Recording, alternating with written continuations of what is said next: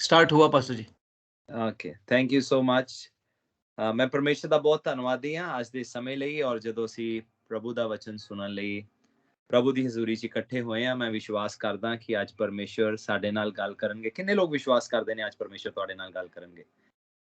ਸੋ ਮੈਂ ਰੀਅਲੀ ਮੇਰੀ ਇਹ ਪ੍ਰਾਰਥਨਾ ਹੈ ਕਿ ਪਰਮੇਸ਼ਰ ਤੁਹਾਡੀ ਜ਼ਿੰਦਗੀਆਂ 'ਚ ਗਹਿਰਾ ਕੰਮ ਕਰਨ। ਪ੍ਰਭੂ ਦੇ ਵਚਨ 'ਚ ਲਿਖਿਆ ਹੈ ਕਿ ਪ੍ਰਭੂ ਦੇ ਵਿੱਚ ਜੜ ਫੜਦੇ ਜਾਓ। ਬਹੁਤ ਸਾਰੇ ਲੋਕ ਪਰਮੇਸ਼ਰ ਦੇ ਵਿੱਚ ਉਹਨਾਂ ਦੀ ਜੜ੍ਹਾਂ ਕਮਜ਼ੋਰ ਹੁੰਦੀਆਂ ਨੇ, ਔਰ ਮੇਰੀ ਪ੍ਰਾਰਥਨਾ ਹੈ ਕਿ ਅੱਜ ਜਦੋਂ ਅਸੀਂ ਵਚਨ ਸੁਣਦੇ ਹਾਂ ਅਸੀਂ ਮਸੀਹ ਵਿੱਚ ਹੋਰ ਮਜ਼ਬੂਤ ਹੋ ਜਾਈਏ। ਲੇਕਿਨ ਇਸ ਤੋਂ ਪਹਿਲੇ ਮੈਂ ਅੱਗੇ ਵਧਾਂ, ਮੈਂ ਚਾਹੁੰਦਾ ਅਸੀਂ ਇੱਕ ਆਇਤ ਪੜਾਂਗੇ ਪਰਮੇਸ਼ਰ ਦੇ ਵਚਨਾਂ ਤੋਂ, ਲੂਕਾ ਉਹਦਾ 6ਵਾਂ ਬਾਬ ਤੇ 46 ਆਇਤ। ल्यूक चैप्टर 6 और एंड वर्स 46। लूका 6 ਦਾ 46 ਜੇ ਕੋਈ ਤੁਹਾਡੇ ਚੋਂ ਪੜਨਾ ਚਾਹੁੰਦਾ ਪੜ ਸਕਦਾ ਹੈ ਨਾ, ਨਹੀਂ ਤਾਂ ਮੈਂ ਬੋਲ ਦਿੰਦਾ। ਪਵਿੱਤਰ ਸ਼ਾਸਤਰ ਬਾਈਬਲ 'ਚ ਲਿਖਿਆ, ਪ੍ਰਭੂ ਨੇ ਕਿਹਾ ਇੱਥੇ ਇਸ ਜਗ੍ਹਾ ਤੇ, ਤੁਸੀਂ ਮੈਨੂੰ ਪ੍ਰਭੂ ਪ੍ਰਭੂ ਕਿਉਂ ਕਹਿੰਦੇ ਹੋ, ਜੋ ਮੈਂ ਕਹਿੰਦਾ ਉਹ ਕਰਦੇ ਨਹੀਂ। Why do you call me Lord Lord but not do what I say? ਤੁਸੀਂ ਮੈਨੂੰ ਪ੍ਰਭੂ ਪ੍ਰਭੂ ਕਿਉਂ ਕਹਿੰਦੇ ਹੋ, ਲੇਕਿਨ ਜੋ ਮੈਂ ਕਹਿੰਦਾ ਆ ਉਹ ਕਰਦੇ ਨਹੀਂ। ਪ੍ਰਭੂ ਯਾਨੀ ਕਿ ਐਡੋਨਾਈ, ਇਬਰਾਨੀ ਭਾਸ਼ਾ 'ਚ ਜੋ ਇਹਦੇ ਲਈ ਵਰਡ ਹੈ ਐਡੋਨਾਈ, ਉਹ ਜਾਂ in other words you can say our master, ਸਾਡੇ ਮਾਲਿਕ, ਸਾਡੇ ਮਾਲਿਕ। ਸੋ ਅਸੀਂ ਜਦੋਂ ਪ੍ਰਭੂ ਨੂੰ ਆਪਣੀ ਜ਼ਿੰਦਗੀਆਂ ਦਿੰਦੇ ਹਾਂ, ਅਸੀਂ ਪ੍ਰਭੂ ਨੂੰ ਕਹਿੰਦੇ ਹਾਂ, ਪ੍ਰਭੂ ਤੁਸੀਂ ਅੱਜ ਤੋਂ ਲੈ ਕੇ ਸਾਡੀ ਜ਼ਿੰਦਗੀ ਦੇ ਮਾਲਿਕ ਹੋ। ਨਾ ਬੇਸ਼ੱਕ ਪ੍ਰਭੂ ਨੇ ਕਿਹਾ ਤੁਸੀਂ ਮੇਰੇ ਦੋਸਤ ਹੋ, ਮੈਂ ਤੁਹਾਨੂੰ ਨੌਕਰ ਨਹੀਂ ਕਹਿੰਦਾ, ਲੇਕਿਨ ਇਹ ਸਾਡੀ ਇੱਕ ਸੈਲਫ ਵਿਲ ਹੈ, ਸਾਡੀ ਆਪਣੀ ਇੱਛਾ ਦੇ ਮੁਤਾਬਿਕ ਅਸੀਂ ਆਪਣੀ ਜ਼ਿੰਦਗੀਆਂ ਨੂੰ ਪਰਮੇਸ਼ਰ ਦੇ ਅੱਗੇ ਸੌਂਪਦੇ ਹਾਂ, ਔਰ ਪਰਮੇਸ਼ਰ ਨੂੰ ਅਸੀਂ ਕਹਿੰਦੇ ਹਾਂ, ਪ੍ਰਭੂ ਤੁਸੀਂ ਸਾਡੀ ਜ਼ਿੰਦਗੀਆਂ ਦੇ ਉੱਪਰ ਮਾਲਿਕ ਹੋ, ਤੁਸੀਂ ਸਾਡੇ ਪ੍ਰਭੂ ਹੋ, ਤੁਸੀਂ ਮਹਾਨ ਸਰਵ ਸ਼ਕਤੀਮਾਨ ਹੋ, ਤੁਸੀਂ ਐਲ ਸ਼ਡਾਈ ਹੋ।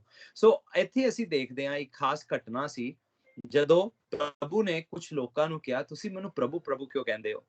ਇੱਕ ਹੁੰਦਾ ਹੈ ਅਸੀਂ ਸਾਡੀ ਜ਼ਿੰਦਗੀ 'ਚ ਟਾਈਮ ਆਉਂਦਾ ਜਦੋਂ ਅਸੀਂ ਪ੍ਰਭੂ ਯੀਸ਼ੂ ਮਸੀਹ ਨੂੰ ਜਾਣ ਲੈਂਦੇ ਹਾਂ, ਜਦੋਂ ਅਸੀਂ ਪ੍ਰਭੂ ਯੀਸ਼ੂ ਮਸੀਹ ਤੇ ਵਿਸ਼ਵਾਸ ਕਰਨਾ ਸ਼ੁਰੂ ਕਰਦੇ ਹਾਂ। ਜਿੱਦਾਂ ਮੇਰੀ ਜ਼ਿੰਦਗੀ ਵਿੱਚ ਵੀ ਪ੍ਰਭੂ ਨੂੰ ਜਾਣਨ ਦੀ ਸ਼ੁਰੂਆਤ 2002 ਵਿੱਚ ਸ਼ੁਰੂ ਹੋਈ। ਮੈਂ ਇੰਗਲੈਂਡ ਦੇਸ਼ ਵਿੱਚ 2002 ਵਿੱਚ ਆਇਆ। ਮੇਰੇ ਇੱਥੇ ਸਿਸਟਰ ਜੀਜਾ ਜੀ ਰਹਿੰਦੇ ਸੀ, ਔਰ ਮੈਂ ਉਹਨਾਂ ਦੇ ਜ਼ਰੀਏ ਨਾਲ ਮੈਂ ਇੱਥੇ ਪਹੁੰਚਿਆ। ਫਿਰ ਉਸ ਤੋਂ ਬਾਅਦ ਮੈਂ ਇਸ ਪ੍ਰੋਸੈਸ 'ਚ ਕਿ ਇੱਥੇ ਮੈਂ ਇਸ ਕੰਟਰੀ 'ਚ ਆ ਕੇ ਸੈਟਲ ਹੋ ਜਾਵਾਂ, ਜਿੱਦਾਂ ਬਹੁਤ ਸਾਰੇ ਲੋਕ ਕਈ ਵਾਰ ਦੂਸਰੇ ਦੇਸ਼ਾਂ ਜਾਂਦੇ ਆ ਸੈਟਲ ਹੋਣ ਲਈ। ਤੇ 2002 ਵਿੱਚ ਮੈਂ ਇੰਗਲੈਂਡ 'ਚ ਆਇਆ ਸੀ ਸੈਟਲ ਹੋਣ ਲਈ। ਇੱਥੋਂ ਬਾਅਦ ਮੈਨੂੰ ਜੌਬ ਮਿਲੀ ਸਕਾਟਲੈਂਡ ਜਾ ਕੇ, ਤੇ ਕਿਉਂਕਿ ਮੇਰਾ ਉੱਥੇ ਫਰੈਂਡ ਸੀ, ਉਹਨੇ ਕਿਹਾ ਉੱਥੇ ਆ ਜਾ, ਤੇ ਮੈਨੂੰ ਬੜਾ ਸ਼ੌਂਕ ਸੀ। ਮੈਂ ਸੁਣਿਆ ਸੀ ਸਕਾਟਲੈਂਡ ਬੜਾ ਹੀ ਖੂਬਸੂਰਤ ਹੈ, ਤੇ ਮੈਂ ਉੱਥੇ ਜਾ ਕੇ ਜੌਬ ਕਰਨੀ ਸ਼ੁਰੂ ਕੀਤੀ। ਔਰ ਕੁਝ ਮਹੀਨੇ ਜੌਬ ਕਰਨ ਦੇ ਦੌਰਾਨ ਹੀ ਕਿਸੇ ਨੇ ਮੈਨੂੰ ਚਰਚ ਵਿੱਚ ਇਨਵਾਈਟ ਕੀਤਾ। ਮੈਂ ਇੱਕ ਸਰਦਾਰ ਪਰਿਵਾਰ ਤੋਂ ਹਾਂ। ਮੇਰੇ ਰਿਸ਼ਤੇਦਾਰਾਂ ਚੋਂ, ਮੇਰੇ ਸਕੂਲ ਵਿੱਚੋਂ, ਮੇਰੇ ਫਰੈਂਡ ਸਰਕਲ ਚੋਂ ਕੋਈ ਵੀ ਐਸਾ ਨਹੀਂ ਸੀ ਜਿਹੜਾ ਯੀਸ਼ੂ ਮਸੀਹ ਨੂੰ ਜਾਣਦਾ ਹੋਵੇ, ਕੋਈ ਵੀ ਐਸਾ ਨਹੀਂ ਸੀ। ਹੁਣ ਜਦੋਂ ਮੈਨੂੰ ਕਿਸੇ ਨੇ ਚਰਚ ਇਨਵਾਈਟ ਕੀਤਾ ਹੈ, ਮੇਰਾ ਪਹਿਲਾ ਟਾਈਮ ਸੀ ਮੇਰੀ ਜ਼ਿੰਦਗੀ 'ਚ ਚਰਚ ਜਾਣ ਦਾ। ਇਸ ਤੋਂ ਪਹਿਲੇ ਮੈਂ ਗਿਆ ਹੀ ਗੋਆ ਵਿੱਚ ਇੱਕ ਦੋ ਚਰਚ ਅਟੈਂਡ ਕੀਤੇ ਸੀ, ਹਿਸਟੋਰੀਕਲ ਬਿਲਡਿੰਗ ਸੀ, ਲੇਕਿਨ ਉੱਥੇ ਕੋਈ ਵਚਨ ਨਹੀਂ ਸੀ ਜਾਂ ਵਚਨ ਪ੍ਰਚਾਰ ਕਰਨ ਵਾਲਾ ਕੋਈ ਨਹੀਂ ਸੀ। ਤੇ ਜਿੱਦਾਂ ਅਸੀਂ ਬਾਕੀ ਇਮਾਰਤਾਂ ਘੁੰਮਣ ਲਈ ਆਉਂਦੇ ਹਾਂ, ਮੈਂ ਵੀ ਉਹ ਇਮਾਰਤ ਘੁੰਮ ਫਿਰ ਕੇ ਆ ਗਿਆ। ਲੇਕਿਨ ਕਦੀ ਵੀ ਮੈਂ ਜ਼ਿੰਦਗੀ 'ਚ ਇੱਕ ਐਸੀ ਚਰਚ ਨਹੀਂ ਗਿਆ ਸੀ ਜਿੱਥੇ ਕੋਈ ਬਾਈਬਲ ਤੋਂ ਸਿਖਾਉਂਦਾ ਹੋਵੇ। ਮੈਨੂੰ ਬਾਈਬਲ ਦਾ ਵੀ ਕੋਈ ਜ਼ਿਆਦਾ ਨਾਂ ਨਹੀਂ ਸੁਣਿਆ ਸੀ। ਬੇਸ਼ੱਕ ਆਪਣੀ ਸਕੂਲ ਦੀ ਪੜ੍ਹਾਈ 'ਚ ਪੜ੍ਹਿਆ ਹੀ ਕਿ ਜਿਹੜੇ ਕ੍ਰਿਸਚਨ ਨੇ ਉਹ ਬਾਈਬਲ ਪੜ੍ਹਦੇ ਆ, ਦੂਸਰੇ ਲੋਕ ਇਹ ਕਿਤਾਬ ਪੜ੍ਹਦੇ ਆ। ਇਸ ਤੋਂ ਵੱਧ ਕੇ ਮੈਨੂੰ ਕੁਝ ਵੀ ਪਤਾ ਨਹੀਂ ਸੀ। ਇਹ ਪਹਿਲੀ ਵਾਰ ਮੇਰੀ ਲਾਈਫ ਸੀ ਮੈਂ ਚਰਚ ਗਿਆ। ਜਦੋਂ ਮੈਂ ਚਰਚ ਵਿੱਚ 2002 ਵਿੱਚ ਗਿਆ, ਉੱਥੇ ਮੈਂ ਜਦੋਂ ਪਰਮੇਸ਼ਰ ਦਾ ਵਚਨ ਸੁਣਿਆ, ਉਹਨੇ ਮੇਰੇ ਦਿਲ ਨੂੰ ਛੇਦ ਕੇ ਰੱਖ ਦਿੱਤਾ।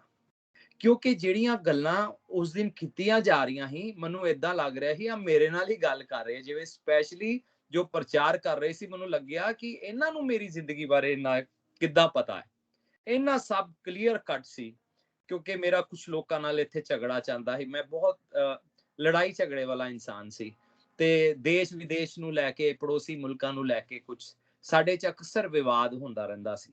ਲੇਕਿਨ ਵਚਨ ਵੀ ਇਹਦੇ ਬਾਰੇ ਸੀ, ਪ੍ਰਭੂ ਦੇ ਪਿਆਰ ਬਾਰੇ ਸੀ, ਮਾਫੀ ਦੇ ਬਾਰੇ ਸੀ। ਜਦੋਂ ਮੀਟਿੰਗ ਖਤਮ ਹੋਈ, ਮੈਂ ਆਪਣੇ ਕੰਮ ਤੇ ਵਾਪਸ ਗਿਆ, ਤੇ ਜਿਹੜੇ ਮੇਰੇ ਪੜੋਸੀ ਮੁਲਕ ਦੇ ਲੋਕ ਸੀ, ਇੱਕ ਇੱਕ ਕੋ ਜਾ ਕੇ ਮੈਂ ਮਾਫੀ ਮੰਗਣੀ ਸ਼ੁਰੂ ਕਰ ਦਿੱਤੀ। ਮੈਨੂੰ ਪਤਾ ਨਹੀਂ ਕੀ ਹੋਇਆ, ਕਿਉਂਕਿ ਮੈਂ ਹੀ ਇੱਕ ਸੀ ਜਿਹੜਾ ਇੰਡੀਆ ਵਾਲੇ ਪਾਸਿਓਂ ਸਭ ਤੋਂ ਜ਼ਿਆਦਾ ਬਹਿਸ ਕਰਦਾ ਸੀ। ਉੱਥੇ ਸਭ ਤੋਂ ਜ਼ਿਆਦਾ ਲੜਨ ਨੂੰ ਪੈਂਦਾ ਸੀ ਆਪਣੇ ਦੇਸ਼ ਨੂੰ ਲੈ ਕੇ ਜੇ ਕੋਈ ਕੁਝ ਕਹਿੰਦਾ ਸੀ। ਲੇਕਿਨ ਮੈਨੂੰ ਪਤਾ ਨਹੀਂ ਉਸ ਦਿਨ ਚਰਚ ਜਾ ਕੇ ਕੀ ਹੋਇਆ, ਉਹ ਵਚਨਾਂ ਨੇ ਮੇਰੀ ਜ਼ਿੰਦਗੀ ਵਿੱਚ ਕੀ ਕੰਮ ਕੀਤਾ। ਮੈਂ ਇੱਕ ਇੱਕ ਬੰਦਾ ਜਿਹੜਾ ਪੜੋਸੀ ਮੁਲਕ ਤੋਂ ਸੀ ਉਹਨਾਂ ਕੋਲ ਜਾ ਕੇ ਮਾਫੀ ਮੰਗੀ। ਸਭ ਤੋਂ ਪਹਿਲੇ ਮੇਰਾ ਬੌਸ ਸੀ, ਉਹਦੇ ਕੋਲ ਮੈਂ ਗਿਆ। ਤਾਂ ਕਰਦੇ ਕਰਦੇ ਹੁਣ ਉਹ ਦਿਨ ਬੀਤਿਆ, ਅਗਲਾ ਦਿਨ ਆਇਆ ਔਰ ਮੈਂ ਹੁਣ ਬਹੁਤ ਆਪਣੇ ਜੌਬ ਨੂੰ ਇੰਜੋਏ ਕਰਨ ਲੱਗ ਪਿਆ। ਪਹਿਲੇ ਮੈਂ ਇੰਜੋਏ ਨਹੀਂ ਕਰ ਰਿਹਾ ਸੀ ਕਿਉਂਕਿ ਮੈਂ ਬਹੁਤ ਆਪਸ 'ਚ ਉਹਨਾਂ ਨਾਲ ਬਹਿਸ ਬਹੁਤ ਕਰਦਾ ਸੀ। ਕੁਝ ਦਿਨਾਂ ਬਾਅਦ ਮੈਨੂੰ ਇੱਕ ਪਾਸਟਰ ਨੇ ਘਰ ਸੱਦਿਆ। ਮੈਨੂੰ ਤਾਂ ਪਾਸਟਰ ਵੀ ਨਹੀਂ ਪਤਾ ਸੀ ਕਿ ਪਾਸਟਰ ਕੌਣ ਹੁੰਦੇ ਆ, ਕਿਉਂਕਿ ਮੈਂ ਫਿਲਮਾਂ 'ਚ ਫਾਦਰ ਸੁਣਿਆ ਸੀਗਾ, ਲੇਕਿਨ ਪਾਸਟਰ ਸ਼ਬਦ ਮੈਂ ਪਹਿਲੀ ਵਾਰ ਆਪਣੀ ਜ਼ਿੰਦਗੀ 'ਚ ਸੁਣਿਆ ਹੈ। ਉਹਨਾਂ ਨੇ ਜਦੋਂ ਪਰਮੇਸ਼ਰ ਦੇ ਵਚਨ ਨੂੰ ਮੈਨੂੰ ਇੱਕ ਕਮਰੇ 'ਚ ਲੈ ਗਏ, ਉੱਥੇ ਜਾ ਕੇ ਬਾਈਬਲ ਖੋਲੀ, ਮੈਨੂੰ ਪ੍ਰਭੂ ਯਿਸੂ ਮਸੀਹ ਬਾਰੇ ਦੱਸਣਾ ਸ਼ੁਰੂ ਕੀਤਾ। ਤੇ ਮੇਰੀ ਜ਼ਿੰਦਗੀ 'ਚ ਨਾ ਅਸਲ 'ਚ 3 ਸਵਾਲ ਸੀਗੇ, ਬਹੁਤ ਵੱਡੇ ਸਵਾਲ ਸੀ ਮੇਰੀ ਜ਼ਿੰਦਗੀ 'ਚ। ਜਦੋਂ ਮੈਂ 13 ਸਾਲ ਦਾ ਸੀ, ਮੇਰੀ ਦਾਦੀ ਜਿਹੜੀ ਮੇਰੀ ਦਾਦੀ ਸੀ, ਉਹਨਾਂ ਦੇ ਅੰਤਿਮ ਸੰਸਕਾਰ ਲਈ ਅਸੀਂ ਪਿੰਡ 'ਚ ਗਏ। ਵੈਸੇ ਮੈਂ ਅੰਮ੍ਰਿਤਸਰ ਸ਼ਹਿਰ ਤੋਂ ਹਾਂ। ਅਸੀਂ ਜਦੋਂ ਪਿੰਡ 'ਚ ਗਏ, ਵੱਡੇ ਵੱਡੇ ਨੇਤਾ ਆਏ, ਮੰਤਰੀ ਆਏ, ਮੇਰੇ ਚਾਚਾ ਜੀ ਵੀ ਸਰਪੰਚ ਸੀ, ਬਹੁਤ ਰਸ਼ ਸੀ, ਦੂਰ ਦੂਰ ਤੱਕ ਬਹੁਤ ਜ਼ਿਆਦਾ ਰਸ਼ ਸੀ। ਤੇ ਜਦੋਂ ਫਿਨਰਲ ਹੋ ਰਿਹਾ ਸੀ ਤੇ ਬਹੁਤ ਸਾਰੇ ਲੋਕ ਸੀ, ਹਰ ਕੋਈ ਫਿਊਨਰਲ ਦੇ ਬਾਵਜੂਦ ਆਪਣੀ ਆਪਣੀ ਗੱਲਾਂ 'ਚ ਲੱਗਾ ਸੀ। ਤੇ ਮੈਂ ਮਨ 'ਚ ਸੋਚ ਰਿਹਾ ਸੀ ਕਿ ਇੰਨੀ ਸੀਰੀਅਸ ਘਟਨਾ ਹੋ ਰਹੀ ਹੈ, ਲੇਕਿਨ ਕੋਈ ਵੀ ਇਸ ਗੱਲ ਨੂੰ ਸੀਰੀਅਸਲੀ ਨਹੀਂ ਲੈ ਰਿਹਾ ਕਿ ਬਈ ਦੇਖੋ ਸਾਹਮਣੇ ਕਿਸੇ ਨੂੰ ਜਲਾਇਆ ਜਾ ਰਿਹਾ ਹੈ। ਲੇਕਿਨ ਲੋਕਾਂ ਲਈ ਐ ਸੀ ਜਿੱਦਾਂ ਰੋਜ਼ ਹੀ 2-3 ਫਿਊਨਰਲ ਵੇਖ ਕੇ ਆਉਂਦੇ ਹੋਣ ਕਿ ਉਹ we are so used to of it, ਅਸੀਂ ਬੜੇ ਯੂਜ਼ਡ ਟੂ ਆ, ਸਾਨੂੰ ਕੋਈ ਫਰਕ ਨਹੀਂ ਪੈਂਦਾ। ਲੇਕਿਨ ਉਸ ਦਿਨ ਮੇਰਾ ਦਿਲ ਬੜਾ ਘਬਰਾਇਆ ਸੀ ਔਰ ਮੇਰੇ ਮਨ ਦੇ ਅੰਦਰ ਸੋਚ ਆ ਰਹੀ ਸੀ, ਇੱਕ ਦਿਨ ਮੈਂ ਵੀ ਇੱਥੇ ਆਣਾ ਹੈ, ਇੱਕ ਦਿਨ ਮੇਰੀ ਜ਼ਿੰਦਗੀ ਦਾ ਵੀ ਅੰਤ ਹੋਣਾ ਹੈ। ਮੇਰੀ 3 ਵੱਡੀਆਂ ਭੈਣਾਂ ਨੇ, ਮੈਂ 3 ਭੈਣਾਂ ਦਾ ਛੋਟਾ ਭਰਾ ਹਾਂ। ਤਿੰਨਾਂ ਚੋਂ ਜਿਹੜੀ ਛੋਟੀ ਹੈ ਉਹ ਮੇਰੇ ਤੋਂ ਕਰੀਬ 9-10 ਸਾਲ ਵੱਡੀ ਹੈ। ਤੇ ਮੇਰਾ ਆਪਣੀ ਸਿਸਟਰਸ ਦੇ ਨਾਲ ਉਮਰ ਦਾ ਬਹੁਤ ਵੱਡਾ ਫਰਕ ਹੈ। ਔਰ ਜਦੋਂ ਮੈਂ ਛੋਟਾ ਸੀ ਬਹੁਤ ਸ਼ਰਾਰਤੀ ਸੀ, ਮੈਨੂੰ ਕਈ ਵਾਰ ਡਰਾਉਂਦੀਆਂ ਸੀ, ਮੈਨੂੰ ਕਹਿੰਦੀਆਂ ਸੀ ਤੂੰ ਸਾਡੇ ਪੈਸੇ ਚੋਰੀ ਕਰਦਾ, ਸਾਡੇ ਨਾਲ ਝੂਠ ਬੋਲਦਾ, ਤੈਨੂੰ ਪਤਾ ਇੱਕ ਦਿਨ ਤੂੰ ਮਰੇਂਗਾ। ਔਰ ਇੱਕ ਬੜੀ ਖੌਫਨਾਕ ਜਗ੍ਹਾ ਹੁੰਦੀ ਹੈ ਜਿੱਥੇ ਗਰਮ ਤੇਲ ਹੁੰਦਾ, ਏਦਾਂ ਹੁੰਦਾ ਓਦਾਂ ਹੁੰਦਾ। ਮੈਂ ਕਦੀ ਉਹਨਾਂ ਦੀ ਗੱਲਾਂ ਦੀ ਪਰਵਾਹ ਨਹੀਂ ਕੀਤੀ। ਲੇਕਿਨ ਉਸ ਦਿਨ ਜਦੋਂ ਇਹ ਘਟਨਾ ਵਾਪਰ ਰਹੀ ਸੀ, ਮੈਂ ਜਦੋਂ ਉੱਥੇ ਸੀ, ਮੇਰੀ ਭੈਣਾਂ ਦੀਆਂ ਗੱਲਾਂ ਮੇਰੇ ਕੰਨਾਂ 'ਚ ਗੂੰਜਣਾ ਸ਼ੁਰੂ ਹੋ ਗਈਆਂ। ਔਰ ਉੱਥੇ ਮੈਨੂੰ ਇੱਕ ਐਸਾ ਅਹਿਸਾਸ ਹੋਇਆ ਕਿ ਜਿੱਦਾਂ ਮੈਂ ਬੈਠਾ ਉੱਥੇ ਹਾਂ, ਲੇਕਿਨ ਮੈਨੂੰ ਲੱਗਾ ਮੈਂ ਆਪਣੀ ਜ਼ਿੰਦਗੀ 'ਚ ਬਹੁਤ ਸਾਲ ਅੱਗੇ ਚਲਾ ਗਿਆ ਔਰ ਕੋਈ ਆਪਣੇ ਮੋਢਿਆਂ ਤੇ ਇੱਕ ਲਾਸ਼ ਨੂੰ ਚੁੱਕ ਕੇ ਲਿਆ ਰਹੇ ਨੇ। 4 ਜਾਂ 6 ਲੋਕ ਸੀ, ਮੋਢਾ ਲਾ ਕੇ ਇੱਕ ਲਾਸ਼ ਨੂੰ ਲਈ ਆ ਰਹੇ ਨੇ। ਤੇ ਮੈਂ ਉਹ ਜੋ ਦੇਖ ਰਿਹਾ ਸੀ ਉਹਦੇ 'ਚ ਮੈਂ ਜ਼ੂਮ ਇਨ ਕੀਤਾ ਵੇਖਣ ਲਈ ਕਿ ਆ ਕੌਣ ਹੈ ਜਿਹਦੀ ਲਾਸ਼ ਲੈ ਕੇ ਜਾ ਰਹੇ ਹੈ। ਤੇ ਮੈਂ ਦੇਖਿਆ ਉਹ ਮੇਰੀ ਲਾਸ਼ ਸੀ। ਮੈਂ ਇੱਕਦਮ ਵਾਪਿਸ ਆਪਣੀ ਸੈਂਸਿਸ 'ਚ ਆਇਆ। ਮੈਂ ਕਿਹਾ ਓ ਮਾਈ ਗॉड, ਆ ਹੈ ਮੇਰਾ ਭਵਿੱਖ। ਮੈਂ ਜ਼ਿੰਦਗੀ 'ਚ ਬਹੁਤ ਕੁਝ ਬਣਨਾ ਚਾਹੁੰਦਾ ਸੀ। ਮੇਰੇ ਪਿਤਾ ਜੀ ਚਾਹੁੰਦੇ ਸੀ ਮੈਂ ਡਾਕਟਰ ਬਣਾ, ਮੈਂ 에ਅਰ ਫੋਰਸ ਜੁਆਇਨ ਕਰਨਾ ਚਾਹੁੰਦਾ ਸੀ। ਵੱਡੇ ਵੱਡੇ ਡ੍ਰੀਮ ਸੀ, ਵੱਡੇ ਵੱਡੇ ਖੁਆਬ ਸੀ। ਲੇਕਿਨ 13 ਸਾਲ ਦੀ ਉਮਰ 'ਚ ਜਦੋਂ ਇਹ ਘਟਨਾ ਵਾਪਰੀ, ਮੈਂ ਆਪਣੇ ਮਨ 'ਚ ਸੋਚਿਆ ਮੈਂ ਬਹੁਤ ਵੱਡਾ ਡਾਕਟਰ ਬਣ ਜਾ, ਮੈਂ 3 ਹਸਪਤਾਲ ਬਣਾ ਲਾਂ, ਬੜਾ ਅਮੀਰ ਹੋ ਜਾ, ਵਿਦੇਸ਼ਾਂ 'ਚ ਜਾ ਕੇ ਸੈੱਟ ਹੋ ਜਾ, ਜਗ੍ਹਾ ਜਗ੍ਹਾ ਬ੍ਰਾਂਚਾਂ ਖੁੱਲ ਜਾਣ।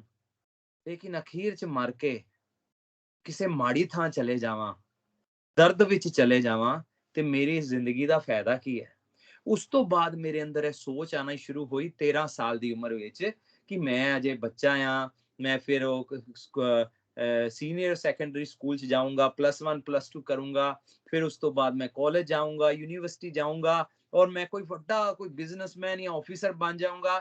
ਔਰ ਉਸ ਤੋਂ ਬਾਅਦ ਮੇਰਾ ਵਿਆਹ ਹੋਏਗਾ, ਫਿਰ ਮੇਰੇ ਬੱਚੇ ਹੋਣਗੇ, ਫਿਰ ਮੈਂ ਬੱਚਿਆਂ ਦਾ ਵਿਆਹ ਕਰੂੰਗਾ, ਫਿਰ ਹੋ ਸਕਦਾ ਉਮਰ ਲੰਬੀ ਰਹੀ ਉਹਨਾਂ ਦੇ ਬੱਚੇ ਹੋਣਗੇ ਔਰ ਫਿਰ ਮੈਂ ਮਰ ਜਾਊਂਗਾ। ਮੈਂ ਮਨ 'ਚ ਸੋਚਿਆ ਨਹੀਂ ਨਹੀਂ ਨਹੀਂ, ਕੁਝ ਹੋਰ ਹੈ, ਕੁਝ ਹੋਰ ਮਕਸਦ ਹੈ ਸਾਡੀ ਜ਼ਿੰਦਗੀਆਂ ਦਾ ਜੋ ਅਸੀਂ ਸਮਝ ਨਹੀਂ ਪਾ ਰਹੇ। ਤੇ 13 ਸਾਲ ਦੀ ਉਮਰ ਵਿੱਚ ਮੈਂ ਹਸਤਰੇਖਾ ਵਿਗਿਆਨ ਪੜ੍ਹਨਾ ਸ਼ੁਰੂ ਕੀਤਾ, ਹੋਰ ਕਈ ਅਧਿਆਤਮਿਕ, ਮੇਰੀ ਦਾਦੀ ਹਿੰਦੂ ਸੀ ਤੇ ਸਾਡੇ ਘਰ ਵਿੱਚ ਹਿੰਦੂ ਧਰਮ ਦਾ ਵੀ ਬਹੁਤ ਪ੍ਰਭਾਵ ਸੀ। तो बहुत सारी ऐसी अध्यात्मिक किताबां और कई चीज़ां विच मैं 18 साल दी उम्र तक रहा। मैं इत्थों तक अपनी स्टडी भी खराब कर ली। दोहरी जिंदगी से एक पासे मैं बहुत विगड़िया सी, लेकिन दूसरे पासे मैनूं रब दी खोज सी। दूसरे पासे मेरे अंदर बड़े वड्डे 3 सवाल सी। फिर करदे करदे करदे करदे अलग अलग जगह तो जान तो बाद अखीर जदों मैं 18 साल दा होया, मैं एक दिन अपने मोटरसाइकिल ते जा रहा ही, ਅੰਮ੍ਰਿਤਸਰ ਤੋਂ ਗੁਰਦਾਸਪੁਰ। ਹੈਲਮਟ ਮੈਂ ਪਾਇਆ ਸੀ। ਮੈਂ ਰੋਣਾ ਸ਼ੁਰੂ ਕਰ ਦਿੱਤਾ ਉੱਚੀ ਉੱਚੀ। ਮੈਂ ਕਿਹਾ ਮੈਂ ਤੁਹਾਨੂੰ ਜਾਣਨ ਦੀ ਬਹੁਤ ਕੋਸ਼ਿਸ਼ ਕੀਤੀ ਪਰਮੇਸ਼ਵਰ, ਲੇਕਿਨ ਮੈਨੂੰ ਨਹੀਂ ਪਤਾ ਤੁਸੀਂ ਕੌਣ ਹੋ। ਕਦੀ ਮੈਂ ਸੋਚਿਆ ਤੁਸੀਂ ਉੱਥੇ ਹੋ, ਕਦੀ ਮੈਂ ਸੋਚਿਆ ਤੁਸੀਂ ਕੋਈ ਜਾਨਵਰ ਹੋ, ਕਦੀ ਮੈਂ ਸੋਚਿਆ ਤੁਸੀਂ ਪੰਛੀ ਹੋ, ਕਦੀ ਮੈਂ ਸੋਚਿਆ ਕੋਈ ਸੂਰਜ ਚਾਂਦ ਤੇ ਤਾਰੇ ਹੋ। ਲੇਕਿਨ ਮੈਨੂੰ ਨਹੀਂ ਲੱਗਦਾ ਤੁਸੀਂ ਇਹ ਸਭ ਹੋ। ਮੈਨੂੰ ਲੱਗਦਾ ਤੁਸੀਂ ਉਹ ਜਿਨ੍ਹਾਂ ਸਾਰੀ ਦੁਨੀਆ ਨੂੰ ਸਿਰਜਿਆ ਹੈ। ਪਰ ਇੱਕ ਗੱਲ ਮੈਨੂੰ ਪਤਾ, ਮੈਂ ਤੁਹਾਨੂੰ ਕਦੀ ਜਾਣ ਨਹੀਂ ਪਾਉਂਗਾ ਇਸ ਧਰਤੀ ਤੇ ਰਹਿੰਦੇ ਹੋਏ, ਕਿਉਂਕਿ ਇੱਥੇ ਬੜੀ ਕਨਫਿਊਜ਼ਨ ਹੈ, ਸਮਝ ਨਹੀਂ ਲੱਗਦੀ ਪਰਮੇਸ਼ਰ ਕੌਣ ਹੈ। ਤੇ ਮੈਂ ਉਦੋਂ ਰੋਂਦੇ ਰੋਂਦੇ ਉਹਨਾਂ ਨੂੰ 3 ਸਵਾਲ ਕੀਤੇ। ਪਹਿਲਾ ਸਵਾਲ ਮੇਰਾ ਇਹ ਸੀ, ਤੁਸੀਂ ਇਹ ਦੁਨੀਆ ਕਿੱਦਾਂ ਤੇ ਕਿਵੇਂ ਬਣਾਈ। ਦੂਸਰਾ ਸਵਾਲ ਇਹ ਸੀ, ਤੁਸੀਂ ਕੌਣ ਹੋ। ਤੀਸਰਾ ਸਵਾਲ ਇਹ ਸੀ, ਮੈਂ ਇਸ ਜ਼ਿੰਦਗੀ 'ਚ ਦੁਨੀਆ ਵਿੱਚ ਤੁਸੀਂ ਮੈਨੂੰ ਕਿਉਂ ਭੇਜਿਆ ਸੀ, ਮੇਰੀ ਜ਼ਿੰਦਗੀ ਦਾ ਮਕਸਦ ਕੀ ਸੀ। ਇਹ 3 ਬੜੇ ਵੱਡੇ ਸਵਾਲ ਸੀ ਕਿ ਮੇਰੀ ਜ਼ਿੰਦਗੀ ਤੱਕ, ਕਿਉਂਕਿ ਕਈ ਵਾਰ ਮੈਨੂੰ ਆਪਣੇ ਅੰਦਰੋਂ ਏਦਾਂ ਲੱਗਦਾ ਹੈ ਮੈਂ ਖਾਸ ਮਕਸਦ ਲਈ ਦੁਨੀਆ 'ਚ ਆਇਆ। ਮੇਰੀ ਜ਼ਿੰਦਗੀ ਤੋਂ ਕੁਝ ਮਕਸਦ ਹੈ, ਮੈਨੂੰ ਸਮਝ ਨਹੀਂ ਲੱਗਦੀ ਮੇਰੀ ਲਾਈਫ ਦਾ ਪਰਪਸ ਕੀ ਹੈ। ਪਰਪਸ ਅਮੀਰ बनना ਨਹੀਂ ਹੈ, ਪਰਪਸ ਸ਼ਾਹੂਕਾਰ बनना है। बेशक मैं बड़े एक रिच परिवार तो सी, लेकिन मैं कहा नहीं, मेरी जिंदगी तो एक पर्पस है, ਮੈਨੂੰ ਸਮਝ ਨਹੀਂ ਲੱਗਦੀ ਪਈ ਉਹ ਮਕਸਦ ਕੀ ਹੈ ਮੇਰੀ ਜ਼ਿੰਦਗੀ ਦਾ। 18 ਸਾਲ ਦੀ ਉਮਰ ਤੋਂ ਬਾਅਦ ਹਰ ਧਾਰਮਿਕ ਜਗ੍ਹਾ ਮੈਂ ਜਾਣਾ ਬੰਦ ਕਰ ਦਿੱਤਾ। ਮੈਂ ਪ੍ਰਟੈਂਡ ਕਰਦਾ ਸੀ ਮੈਂ ਨਾਸਤਿਕ ਹਾਂ, ਪਰ ਮੈਂ ਸੀ ਨਹੀਂ, ਕਿਉਂਕਿ ਮੈਨੂੰ ਪਤਾ ਹੀ ਕੋਈ ਨਾ ਕੋਈ ਇਸ ਦੁਨੀਆ ਦਾ ਸਿਰਜਣਹਾਰ ਤਾਂ ਹੈ, ਕਿਸੇ ਨਾ ਕਿਸੇ ਨੇ ਤਾਂ ਇਸ ਦੁਨੀਆ ਨੂੰ ਬਣਾਇਆ। ਫਿਰ ਉਸ ਤੋਂ ਬਾਅਦ ਬਿਜ਼ਨਸ ਵਿੱਚ ਪੈ ਗਿਆ। ਕੁਝ ਸਾਲਾਂ ਦੇ ਬਾਅਦ ਮੈਂ ਇੰਗਲੈਂਡ ਆ ਗਿਆ, तो मैं कहा चलो विदेश जाके सेटल हो जाते हैं, क्योंकि साढ़े ज्यादातर रिश्तेदार कोई कनेडा है, कोई अमरीका है, कोई इंग्लैंड है। तो मैं कहा चलो मैं भी इंग्लैंड चले जाना, मैं भी विदेश चले जाना, इंडिया च नहीं रहना मैं। तो मैं भी विदेश आ गया सैटल होने लई। हुण to make the story short, हुण मैं चर्च अटेंड की कुछ महीनों बाद। मैं परमेश्वर के प्यार बारे सुनिया, एक पास्टर ने घर बुलाया, जेडे मेरे 3 सवाल सी ਉਹਨਾਂ ਦਾ ਜਵਾਬ ਮੈਨੂੰ ਪਵਿੱਤਰ ਸ਼ਾਸਤਰ ਬਾਈਬਲ ਤੋਂ ਮਿਲਿਆ। ਪਰਮੇਸ਼ਰ ਨੇ ਦੁਨੀਆ ਕਿਵੇਂ ਬਣਾਈ, ਕਿਉਂ ਬਣਾਈ, ਪਰਮੇਸ਼ਰ ਕੌਣ ਹੈ, ਔਰ ਮੇਰੀ ਜ਼ਿੰਦਗੀ ਤੋਂ ਪਰਮੇਸ਼ਰ ਦਾ ਕੀ ਮਕਸਦ ਹੈ, ਉਹ ਵੀ ਮੈਨੂੰ ਉਦੋਂ ਤੋਂ ਲੈ ਕੇ ਸਮਝ ਆਣਾ ਸ਼ੁਰੂ ਹੋ ਗਿਆ। ਮੈਂ ਆਪਣੀ ਜ਼ਿੰਦਗੀ ਉਸ ਦਿਨ ਪ੍ਰਭੂ ਯਿਸੂ ਮਸੀਹ ਨੂੰ ਦੇ ਦਿੱਤੀ।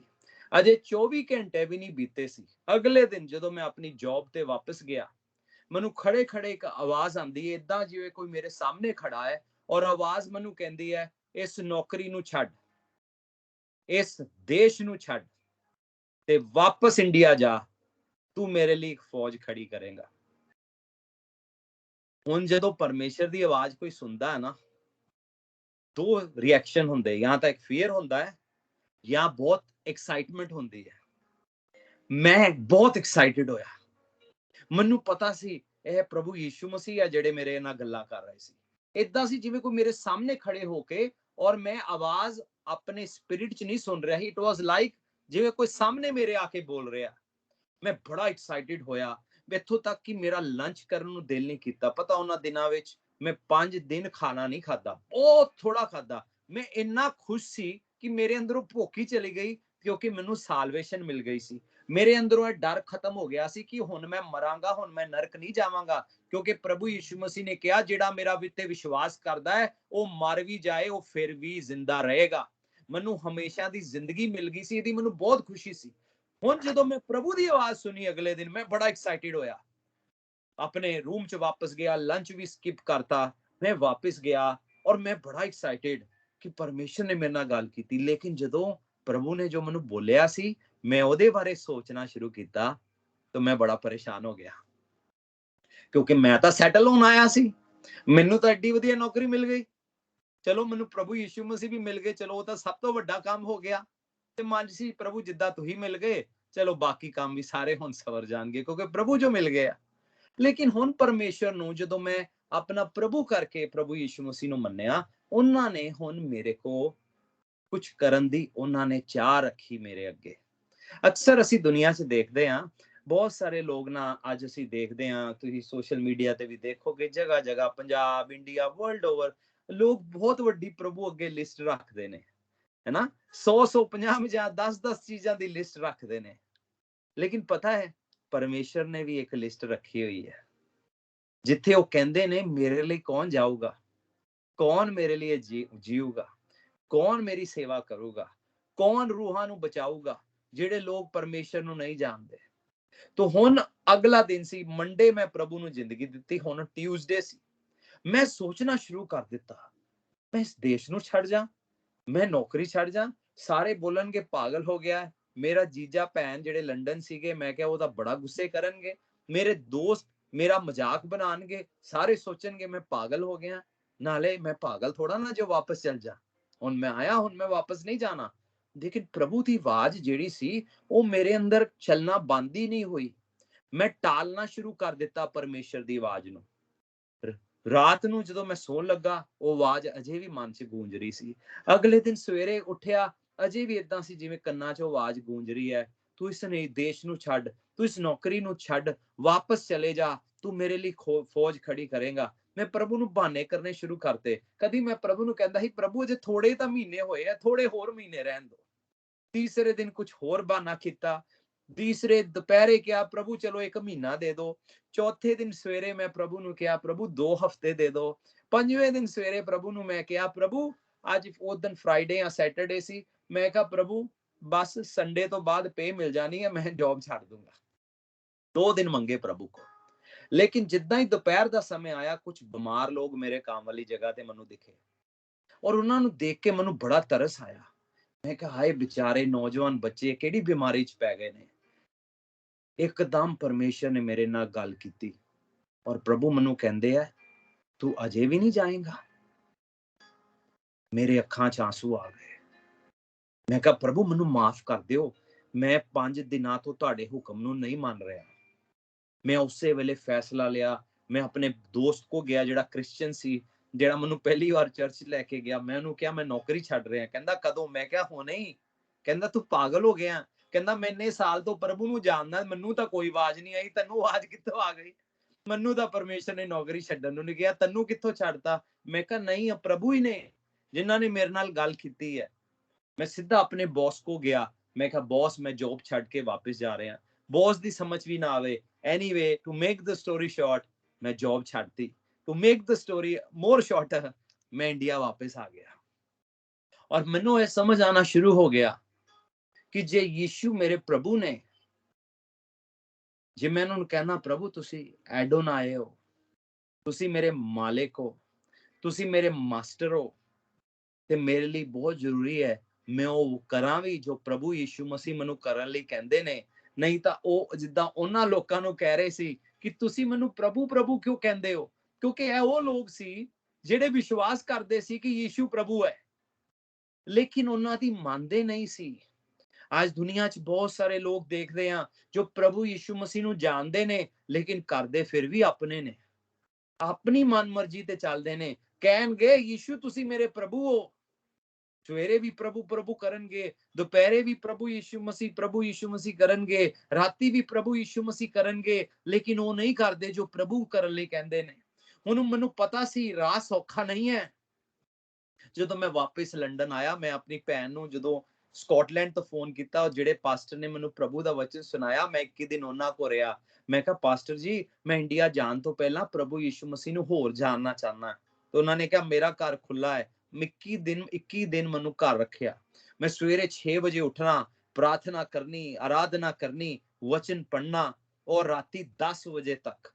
फिर मैं किन्ने दिन फास्टिंग ते चला गया क्योंकि ਮੈਨੂੰ लगदा ही कि ਜਦੋਂ मैं खाना खांदा मेरे 30 मिनट वेस्ट हो जाते हैं।